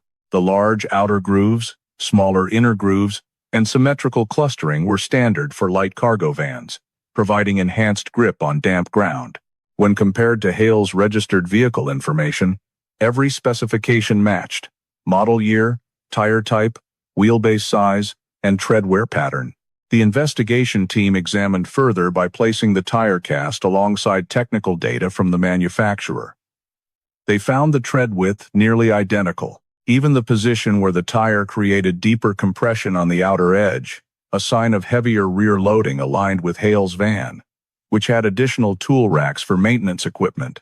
Every minor detail, from depression depth to wear degree, formed a chain of coincidences too significant to ignore. To strengthen this further, police contacted old garages operating around Charleston in the mid-1990s.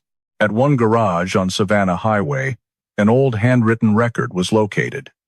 It noted that Hale brought his van in for rear-end repairs during the very weeks overlapping Luna's disappearance.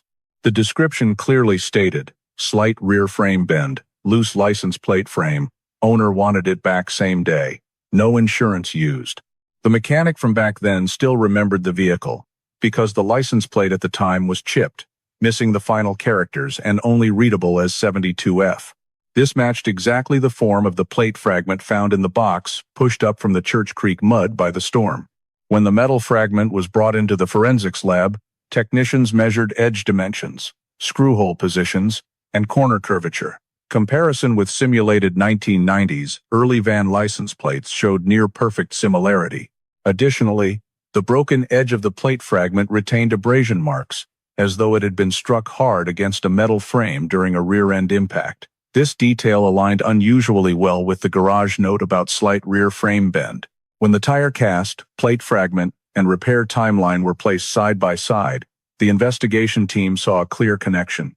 These pieces were no longer isolated as they had been when the case first occurred. The tire impression indicated the vehicle type.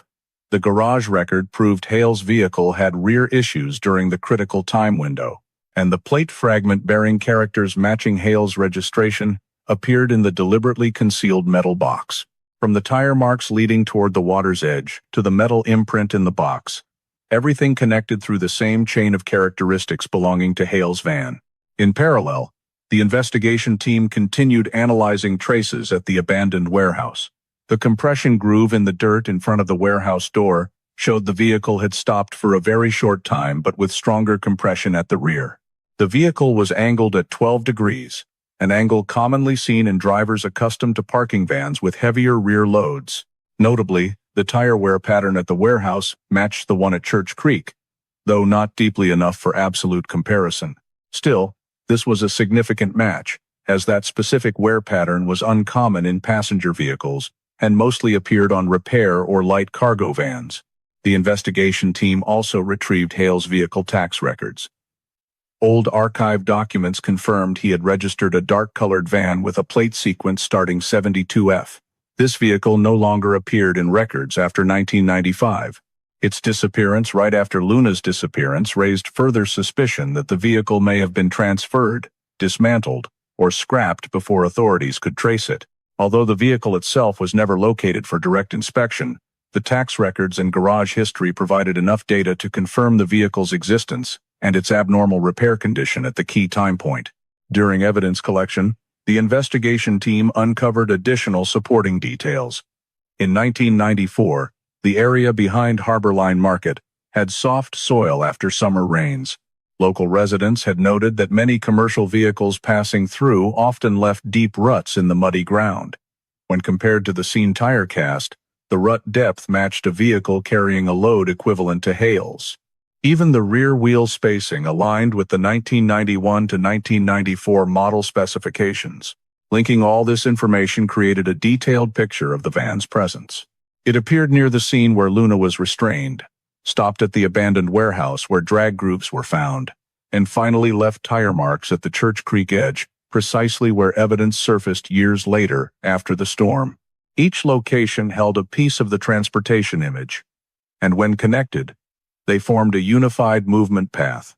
Not only did the vehicle match the traces, the plate fragment was strong evidence tying the vehicle to the metal box containing Luna's key. The broken plate, with characters matching Hale's registration, showed the evidence was not random debris but part of a real vehicle that once existed. No other vehicle in the area had a registration starting with the 72F sequence during that time, further narrowing the possibility it belonged to anyone else. When the tire impressions, garage records, plate fragment, soil conditions, and vehicle load characteristics were placed together, the data chain supported rather than contradicted each other. Each piece told its own story, but all pointed to the same person, the same vehicle, the same route, the same time frame. This was the moment investigators realized they were facing a rare, unified system of traces in a case that had stretched over many years. After the genealogical analyses pinpointed the Hale lineage as the only match, the investigation team focused entirely on the mechanical traces that had previously been considered insufficiently weighty. The tire impression recovered near the Church Creek bank was the first piece of evidence re-examined. The plaster cast of the tire still held in evidence storage showed the characteristic tread pattern of a commercial van tire produced between 1991 and 1994. The large outer grooves, smaller inner grooves, and symmetrical clustering were standard for light cargo vans, providing enhanced grip on damp ground. When compared to Hale's registered vehicle information, every specification matched: model year, tire type, wheelbase size, and tread wear pattern. The investigation team examined further by placing the tire cast alongside technical data from the manufacturer. They found the tread width nearly identical. Even the position where the tire created deeper compression on the outer edge, a sign of heavier rear loading, aligned with Hale's van, which had additional tool racks for maintenance equipment. Every minor detail, from depression depth to wear degree, formed a chain of coincidences too significant to ignore. To strengthen this further, police contacted old garages operating around Charleston in the mid-1990s. At one garage on Savannah Highway, an old handwritten record was located. It noted that Hale brought his van in for rear-end repairs during the very weeks overlapping Luna's disappearance. The description clearly stated, slight rear frame bend, loose license plate frame, owner wanted it back same day, no insurance used. The mechanic from back then still remembered the vehicle because the license plate at the time was chipped, missing the final characters, and only readable as 72F. This matched exactly the form of the plate fragment found in the box, pushed up from the Church Creek mud by the storm. When the metal fragment was brought into the forensics lab, technicians measured edge dimensions, screw hole positions, and corner curvature. Comparison with simulated 1990s early van license plates showed near-perfect similarity.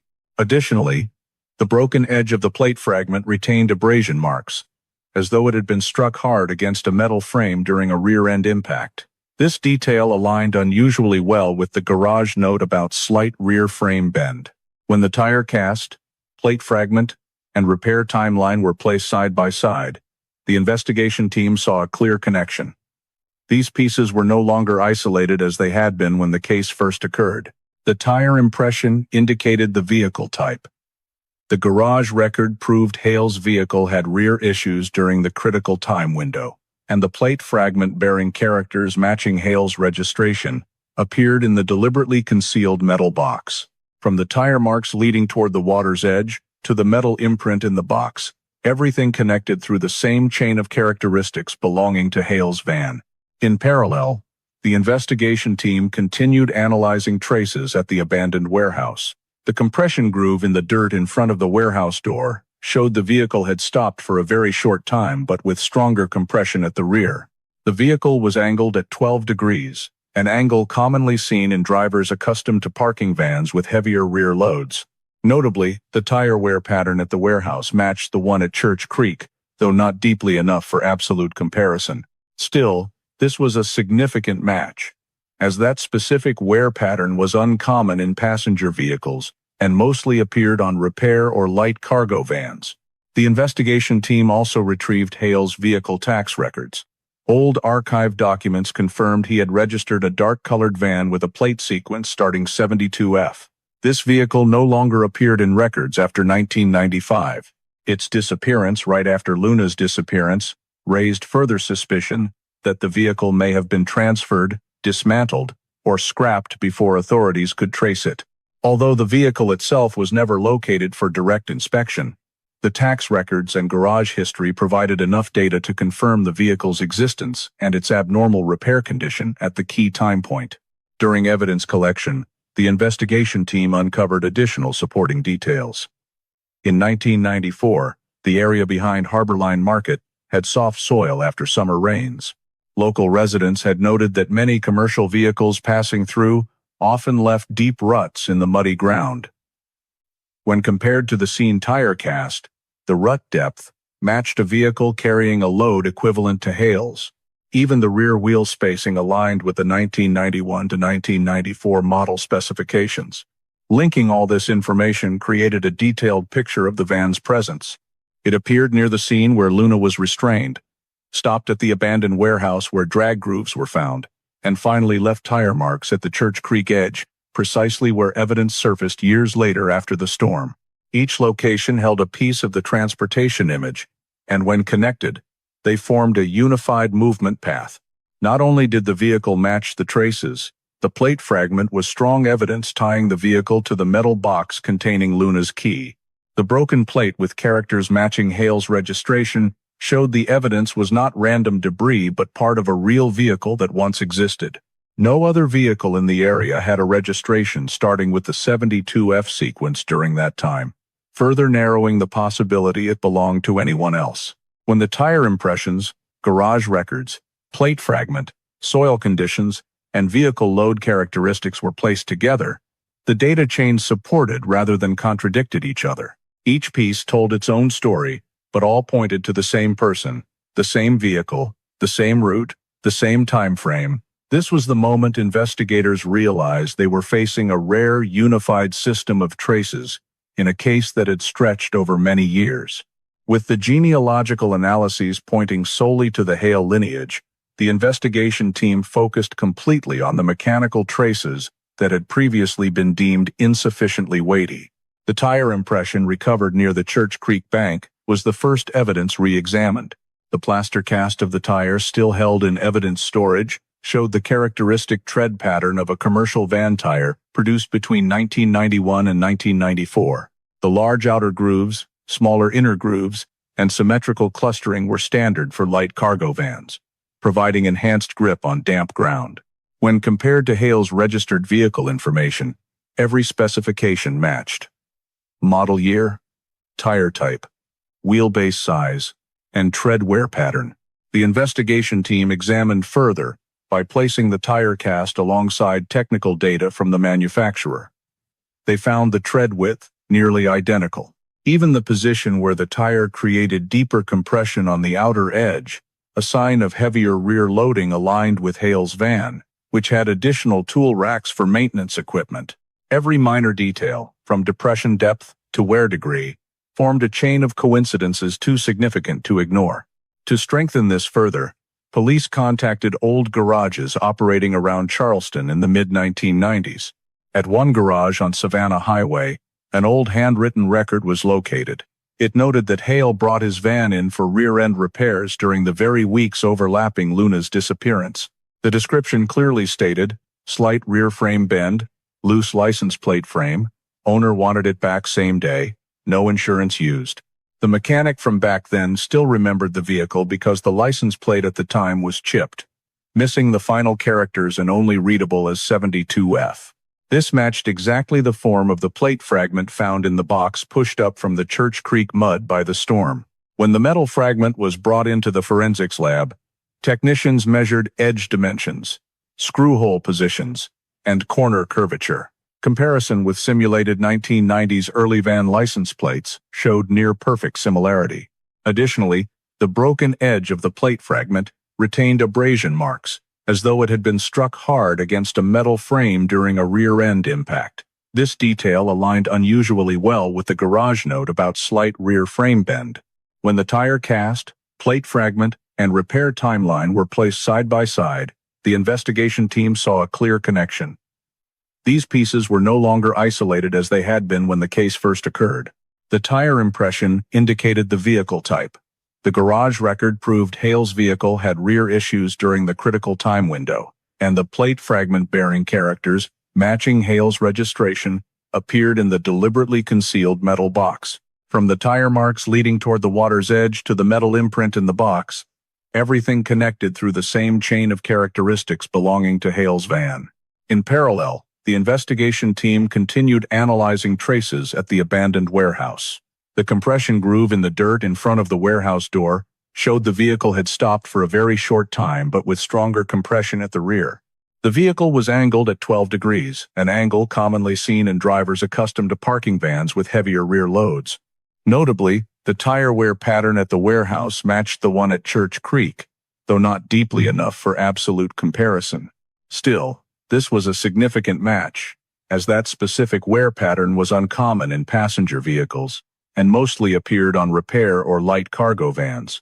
The investigation team also retrieved Hale's vehicle tax records. Old archive documents confirmed he had registered a dark-colored van with a plate sequence starting 72F. This vehicle no longer appeared in records after 1995.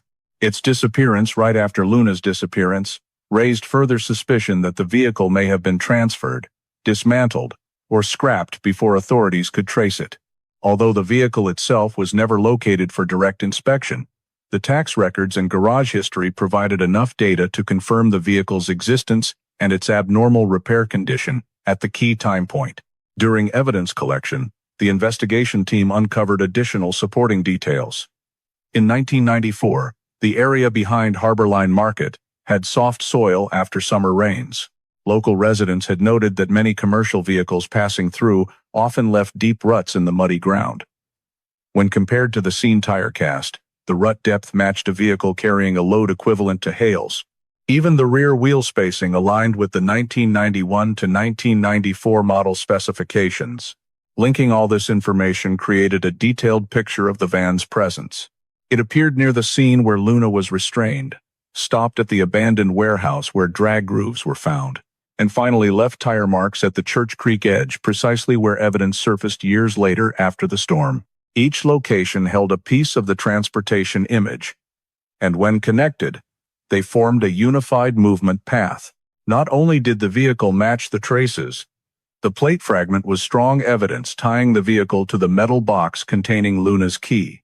The broken plate with characters matching Hale's registration showed the evidence was not random debris but part of a real vehicle that once existed. No other vehicle in the area had a registration, starting with the 72F sequence during that time, further narrowing the possibility it belonged to anyone else. When the tire impressions, garage records, plate fragment, soil conditions, and vehicle load characteristics were placed together, the data chain supported rather than contradicted each other. Each piece told its own story, but all pointed to the same person, the same vehicle, the same route, the same time frame. This was the moment investigators realized they were facing a rare, unified system of traces in a case that had stretched over many years. With the genealogical analyses pointing solely to the Hale lineage, the investigation team recognized the need for one final piece of evidence that could completely eliminate any remaining doubts. The trace DNA recovered from Luna's shirt fabric had low resolution, but through genealogical analysis, they knew it carried genetic characteristics of the Hale lineage. However, to move to the next step, they needed a more intact DNA sample directly from Hale himself, obtained legally and without raising suspicion. A covert surveillance plan was established. By then, Hale was elderly, living quietly in a house far from the old commercial area. He caused no trouble, had no criminal record, and rarely interacted much with the community, requiring the surveillance to be conducted discreetly to avoid drawing attention. Hale's daily habits were documented. He shopped on certain mornings, occasionally stopped at a fast food counter near home, and always carried a reusable water bottle. But several times a week, he bought bottled water and usually discarded the empty bottle in a public trash bin before heading home. The surveillance team monitored for several weeks until the right opportunity arose. One summer afternoon in 2023, Hale finished a bottle of water and tossed it straight into the trash bin behind the convenience store parking lot. The key was to wait until he had moved far enough away to avoid any suspicion. Once Hale had left the area, the surveillance team approached the trash bin and retrieved the bottle following proper non-invasive evidence collection procedures. The bottle was sealed on the spot and transferred to the forensics lab.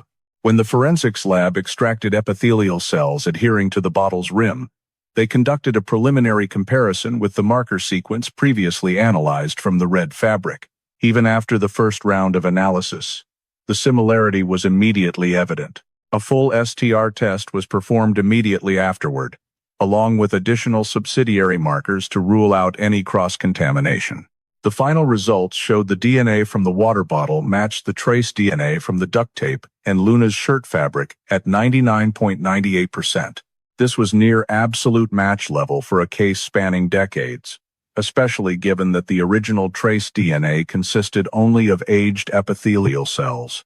The forensics lab issued a report confirming the high-confidence DNA match, stating clearly that Hale's DNA sample fully aligned with the genetic structure in the trace DNA found on Luna's shirt. Although the trace DNA was insufficient to construct a complete genome map, the remaining markers produced a degree of similarity extremely unlikely to occur in anyone outside the Hale lineage. The fact that Hale was the only person from that lineage living near Harborline Market in 1994 made the match particularly conclusive. While the technical DNA portion created the decisive turning point, the investigation team simultaneously cross-referenced Hale's current lifestyle with the criminal behavioral model previously constructed from the evidence.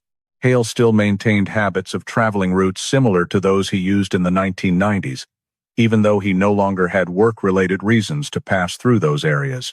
His avoidance of social contact, minimal conversation with neighbors, and near total silence about the past further reinforced the assessment that he carried an underlying wariness consistent with the behavior of someone who had long attempted to conceal the truth.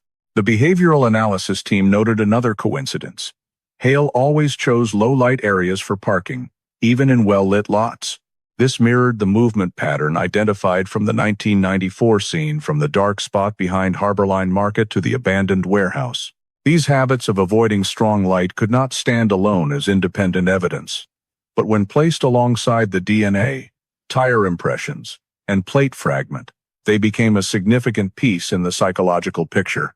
A review of vehicle sales history showed that Hale sold his 1991 to 1994 model van shortly after Luna's disappearance, and the vehicle vanished from all databases thereafter. There was no official transfer record, suggesting the vehicle may have been dismantled or sold through unofficial channels.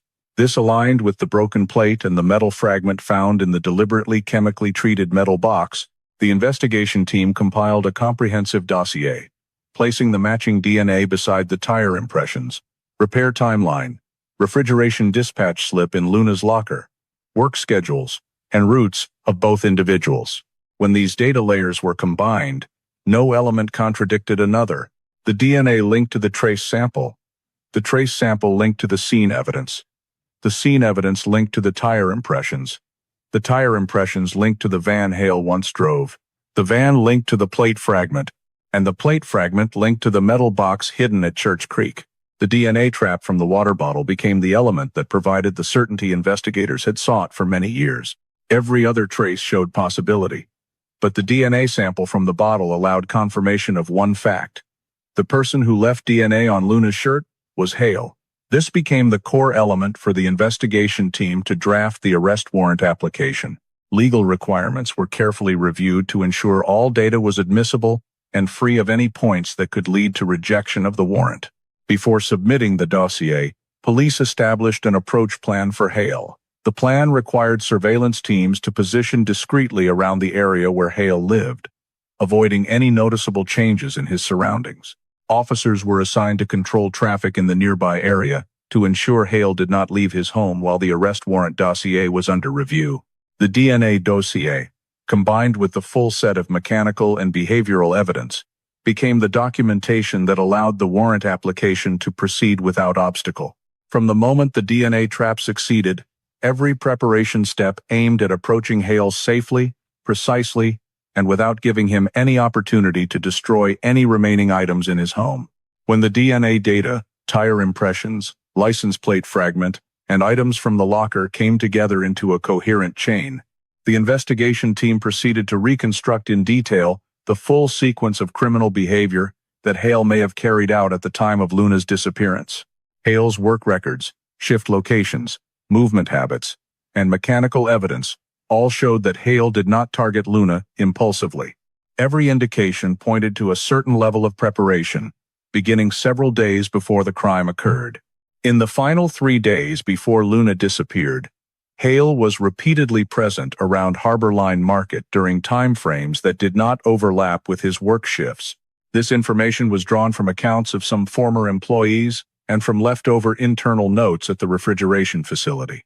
Although no one noticed it at the time, when cross-referenced with the new data, the surveillance pattern showed Hale had multiple times observed the back exit of the store where Luna finished her shifts.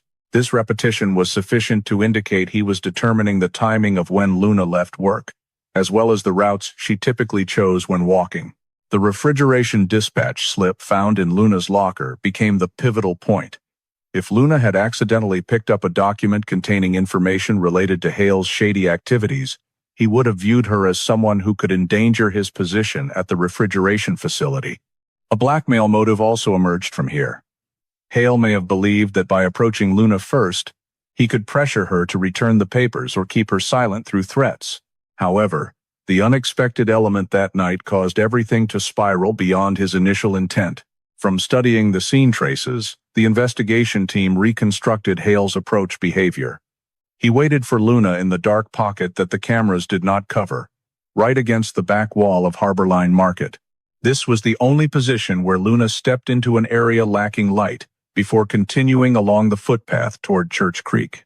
The deep shoe print, the torn shirt fabric scrap, and the dropped duct tape segment all reflected a brief but forceful struggle moment, consistent with Hale blocking her path and quickly restraining her to avoid drawing attention. Forensic specialists determined that the time for approaching and subduing Luna did not exceed 15 seconds, based on the gap between the two camera frames and the witness statement about hearing a metallic impact sound. It is highly likely Luna was pushed against the wall, had her arm pulled, or was grabbed from behind.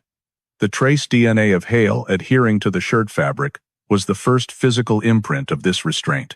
After the initial contact, Hale dragged Luna toward the narrow path leading down to the abandoned warehouse.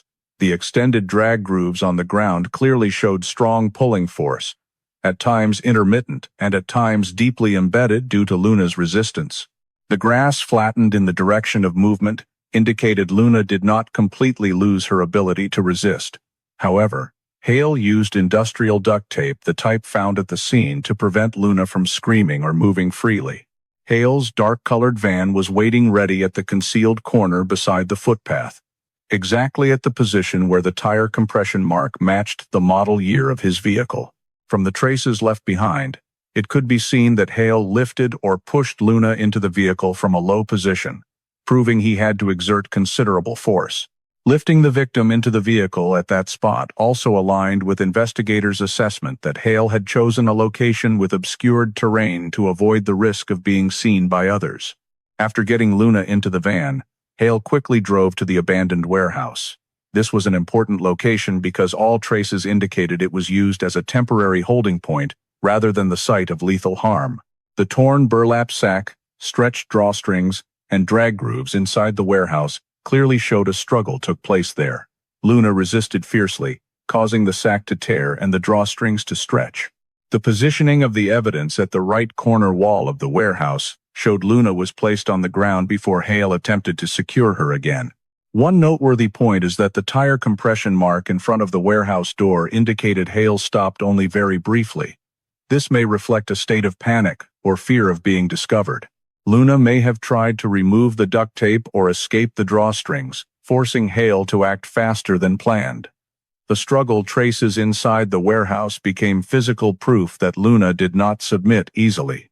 When realizing the warehouse was not a safe place to continue holding the victim, Hale loaded Luna back into the vehicle and drove toward Church Creek, an area with few people, thick reeds, and deep mud.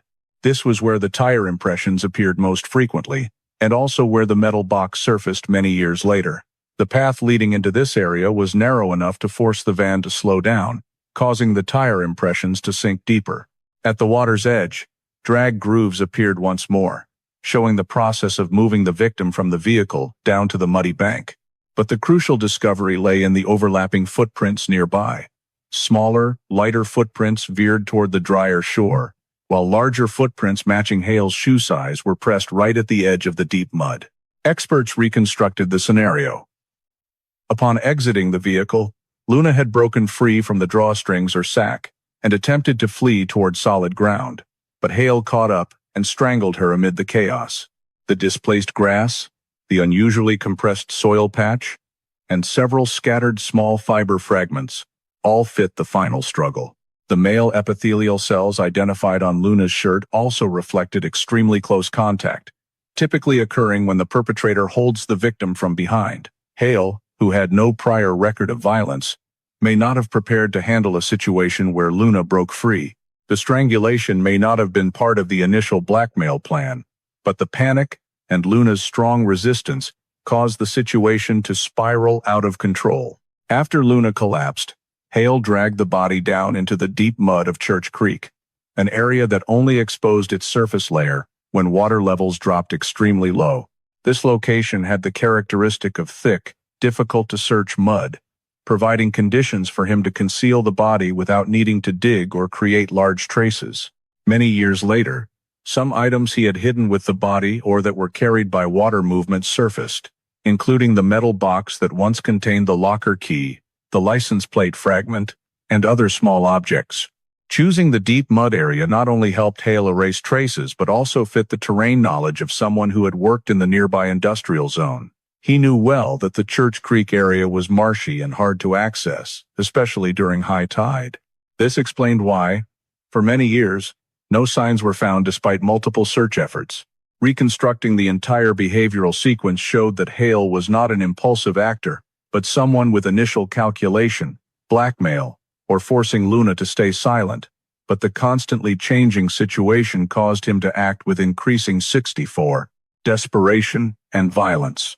From the moment he approached Luna at the dark spot behind Harbor Line Market, to the abandoned warehouse, then to Church Creek, every step of movement left traces consistent with a rushed, concealing, and fear-driven chain of actions.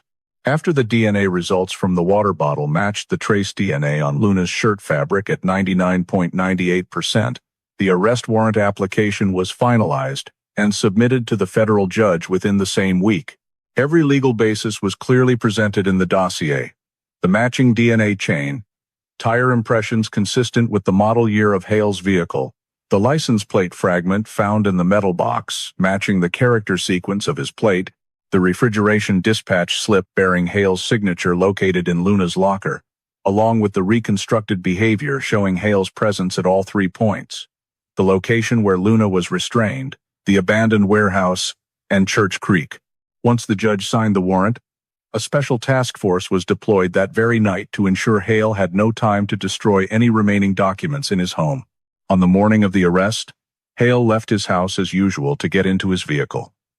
He stepped down the gravel walkway in front of the yard, opened the door of the old pickup truck he was currently using. The moment he placed his hand on the door handle, 3 officers approached from 2 directions, announced the arrest warrant, and ordered him to remain in place. Hale froze for a few seconds, his expression changing completely, but he quickly asserted that he did not know why the police were there for him. The keys slipped from his hand and fell to the ground, and this delayed reaction was noted in the report as a common psychological detail in someone realizing something unavoidable.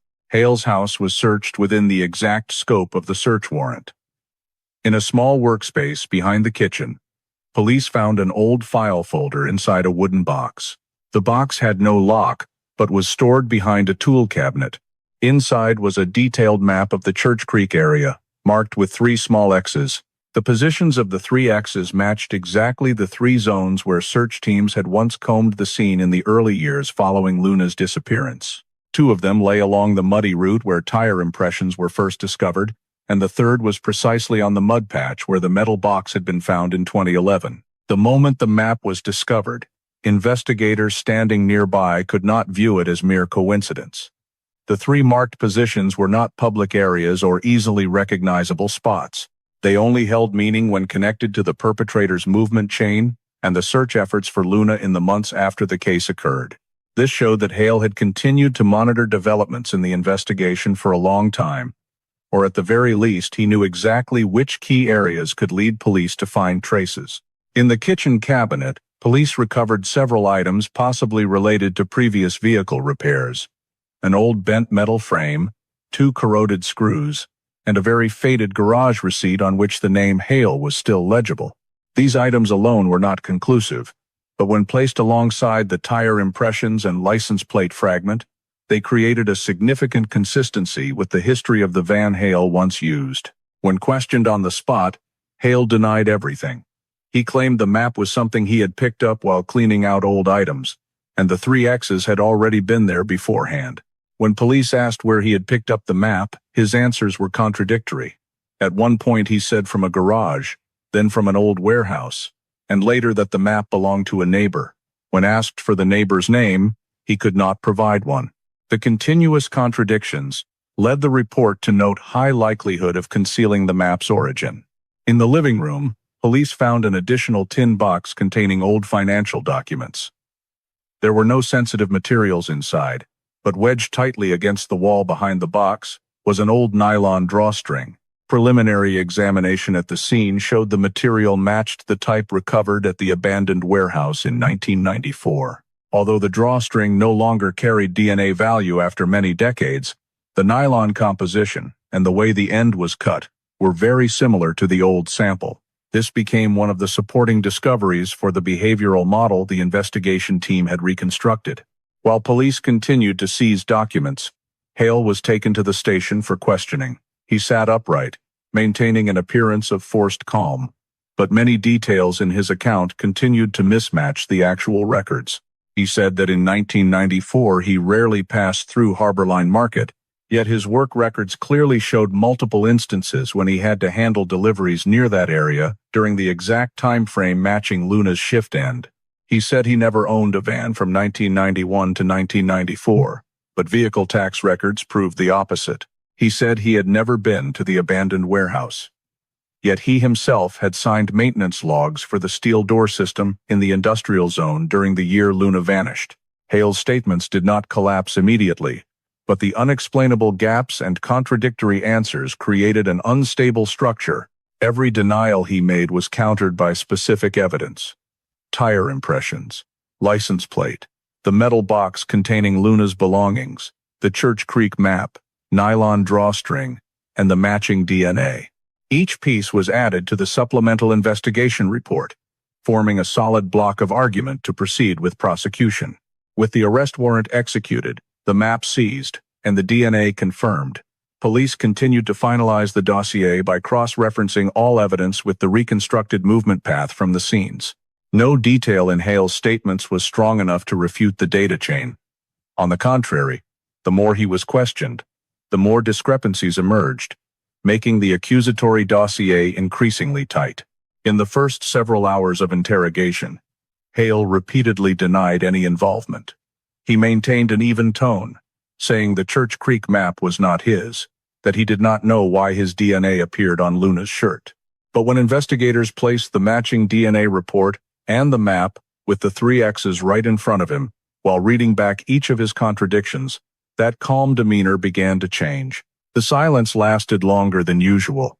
Hale looked down at the table, avoiding the investigator's eyes, and finally uttered a short sentence. "I didn't intend to hurt her." That statement opened the door to the confession the investigation team had long awaited. Hale stated that his original intention was not to kill Luna. According to him, everything stemmed from the refrigeration dispatch slip that Luna had accidentally picked up. He feared that if the slip fell into management's hands, the illicit activity he was involved in at the refrigeration facility, specifically handling off-the-books goods, would be exposed. He believed that by approaching Luna first, he could retrieve the document and force her to stay silent through threats. The idea of blackmail emerged when he realized Luna's family had the means to pay a ransom if she were held. He admitted to observing Luna for 3 consecutive days to find the right moment to make contact. According to Hale, everything changed from the very first second he touched Luna. He said she reacted more strongly than he anticipated, struggling and trying to break free, causing the duct tape he had brought to fall to the ground. This matched the evidence recovered at the first crime scene. Hale admitted to dragging Luna toward the footpath and loading her into the vehicle, intending to take her to the abandoned warehouse to stabilize the situation. There, Luna continued to resist, tearing the burlap sack and stretching the drawstrings, two pieces of evidence that had been collected in the warehouse. Hale said that it was inside the warehouse when he began to realize he had gone beyond his original plan. He stated that he intended to tie Luna up, wait until he could figure out how to send a ransom demand to the family, but Luna tried to loosen the drawstrings and run toward the door. He feared she would escape and call for help, making everything irreparable. Therefore, he had no choice but to get her out of the warehouse as quickly as possible. When asked why he chose Church Creek, Hale said the area was rarely visited, deep water, thick mud, and hard for anyone to find anything. This aligned with the entire terrain analysis conducted by the investigation team. He stated that when the vehicle stopped at the water's edge, Luna suddenly broke free from his grip and ran toward the drier ground. Hale chased after her, fearing she would reach the main road. He described that moment as chaotic, saying Luna was both screaming and pushing against him, and in the effort to hold her back, he strangled her until she collapsed. Investigators noted that Hale did not describe the act as a planned intention, but as the reaction of a panicked person when everything spiraled out of control. However, this did not change the nature of the event.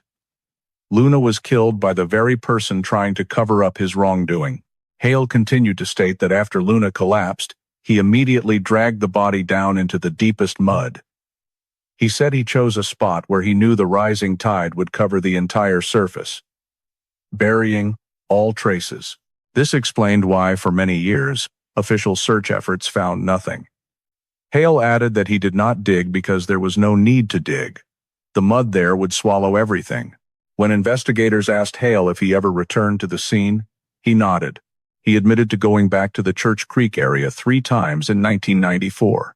The first time to check if the mud had exposed the body, the second to make sure the tide had not carried anything out, and the third when he heard police had begun searching near the warehouse area.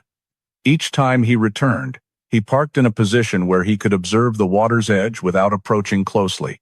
This fact matched the map with the 3 X's found in his home, 3 points marking the 3 locations where he had stood watching the scene. When investigators asked about the communication device mentioned in a 1994 witness statement, Hale lowered his head and said he had prepared a device to send a ransom demand. It was a component from an old public telephone that he planned to reassemble for anonymous calls. However, after Luna's death, he burned it to eliminate any traceable link. When police examined the area behind his house, they found charred remains in an old metal box, and the forensics lab analyzed the ash, revealing remnants of telephone components, chipset fragments, copper frame pieces, and some fused wires. This was significant corroborating evidence for Hale's confession, proving he not only prepared a blackmail plan, but also actively destroyed a device capable of being traced. This discovery reinforced the investigative dossier in the direction that Hale had a clear intent from the beginning, rather than being swept along by circumstances. Hale's confession was fully recorded and cross-checked against all evidence. Every detail he provided, from the approach location, items used, movement route, Luna's reactions, to the 3 returns to Church Creek, matched the traces collected over more than 2 decades of investigation. None of his statements stood alone. Each was verified by mud traces, mechanical evidence, DNA, tire impressions, the map, and items from the metal box. The trial of Gordon Hale took place at the Charleston County Courthouse in late 2025, drawing intense media and community attention after the release of the DNA evidence and his confession. The lead prosecutor opened with a tight, methodical presentation, walking through each piece of evidence in exact chronological order, from the first trace of blood behind Harborline Market to the metal box that emerged from the mud of Church Creek, then the forensic genealogy results, the tire tracks, the license plate fragment, the evidence found in the locker, the DNA chain, and finally Gordon Hale's direct confession. The prosecution did not create drama. They let the evidence speak for itself. They presented that the trace DNA on Luna's shirt, although small in quantity, carried genetic markers matching the Hale family and matched 99.98% with the reference DNA sample Hale left on the mouth of a discarded water bottle. Next, they introduced photographs of tire tracks recovered in 1994 that matched the specifications of a 1991 to 1994 model Van Hale had once owned. Then came the analysis of the broken license plate edge, which bore the same initial characters as the plate registered to Hale in motor vehicle tax records. The cold storage dispatch slip containing Hale's signature, found inside Luna's locker, was introduced as a key piece of motive evidence, confirming Hale believed Luna knew details about his illegal activities and could expose him. When the prosecution projected the map of Church Creek, with 3 X marks found inside Hale's home, the courtroom fell into complete silence. Each X was analyzed in detail by a crime scene expert. Every mark corresponded precisely to locations Hale admitted standing to observe the muddy area after hiding the body. The map was not altered, showed no signs of coercion, and was recovered from a carefully hidden wooden box in the house, a location only the owner could have placed it in. The prosecution emphasized that returning to the scene multiple times is a common behavioral pattern in crimes involving concealment. The defense attorney attempted to challenge the reliability of forensic genealogy, arguing that the technique was not sufficient to establish individual identity because it relies on broad genetic overlap. However, the prosecution countered by walking through the entire process. The trace DNA on Luna's shirt matched only the Hale family lineage. Within that lineage, only Gordon Hale lived within a 2-mile radius of Harborline Market in 1994, and the full DNA profile recovered from the water bottle Hale discarded matched the shirt sample near perfectly. The court's panel of experts confirmed the validity of forensic genealogy in criminal investigations, further strengthening the weight of the analysis. The defense also tried to argue that Hale's confession could have been influenced by interrogation pressure. To rebut this, the prosecution played the recorded interrogation video, in which Hale voluntarily provided details only the perpetrator could have known. The direction Luna ran toward the dry lot, the exact location of the deep mud where he dragged the body, and a precise description of the torn burlap sack and stretched drawstring items that had been recovered from the storage locker. None of these details had ever been made public, so the prosecution argued that the confession could not have been suggested or coerced. Another strong point in the prosecution's presentation was how they tied the motive together. They brought forward the cold storage dispatch slip kept in Luna's locker, compared it to Hale's work records, and presented a behavioral model showing Hale's fear that his illegal shipments would be exposed. This explained why he surveilled Luna for 3 days before the crime, and why he had prepared a contact device intended for ransom demands. The prosecution then displayed the results of the analysis of the ash from the metal box found behind Hale's home, where the material matched the remains of a burned public payphone. This was evidence confirming Hale had prepared a ransom plan. In rebuttal, the defense tried to argue that Luna's killing was impulsive and unplanned. However, the prosecution pointed out that Hale brought duct tape, a burlap sack, drawstring cord, and a prepared contact device, clear signs of premeditation. Although Luna's death occurred amid chaos, the entire sequence of actions could not be viewed as an unintended accident. At the close of arguments, the prosecution summarized the investigative logic with a clear chain of illustration. DNA Hale, family residence location, vehicle matching tire tracks, license plate fragment, matching markings, evidence in the locker metal box, Church Creek map confession. Each step was supported by physical evidence, creating a consistent, unbroken chain of reasoning. The jury began deliberations after hearing the full arguments. Deliberation took longer than expected due to the sheer volume of evidence, but there were no signs of strong disagreement. When they returned to the courtroom, the foreperson stood and read the verdict. Guilty on all counts. Hale was convicted of kidnapping for ransom and murder based on the entire body of evidence. After the verdict, the judge read the sentence. Life imprisonment without the possibility of parole, based on the severity of the conduct, the long duration of concealment, and the deliberate nature of the entire sequence of events. Hale remained silent as the sentence was pronounced, never turning to look at anyone in the courtroom. After the court sentenced Gordon Hale to life imprisonment without parole, the Charleston Police Department began the final step of the process. completing a comprehensive 31-year investigative summary report. This was not just a legal wrap-up, but a professional document that recorded the entire process of tracking leads, analysis, mistakes, evidence recovery, and the application of new technology. Investigators from different phases of the case were recalled to cross-check data, confirm the accuracy of every detail, and finalize the definitive timeline from the moment Luna stepped out the back door of Harbor Line Market until the last trace was uncovered. The report opens with a minute-by-minute timeline of the night Luna disappeared, reconstructed from camera footage, witness statements, physical traces, and details from Hale's confession. At 9:41 p.m., the last camera captured Luna exiting the store, carrying a bag, heading toward the footpath. At 9:42, Hale's dark-colored van passed by for the first time. At 9:43, the intersection camera lost footage for 3 seconds, the exact window when Luna was determined to have stepped into the unmonitored dark area.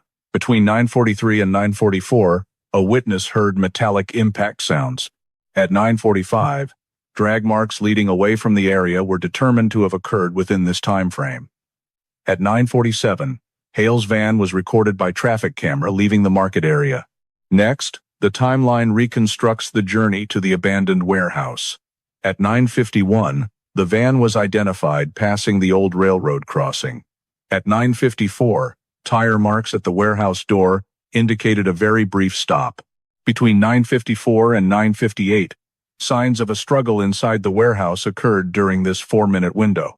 At 10:03, the vehicle left the warehouse heading toward Church Creek. At 10:09, the final tire marks showed the vehicle stopping at the water's edge.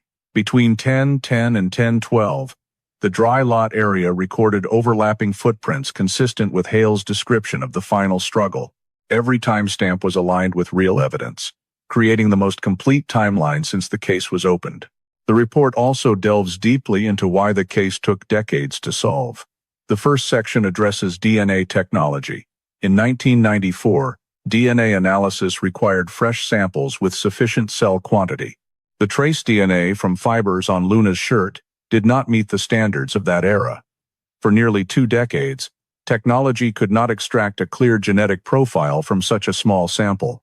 Only with the development of forensic genealogy through familial lineage analysis did the investigative team identify the Hale family branch, a breakthrough impossible in 1994.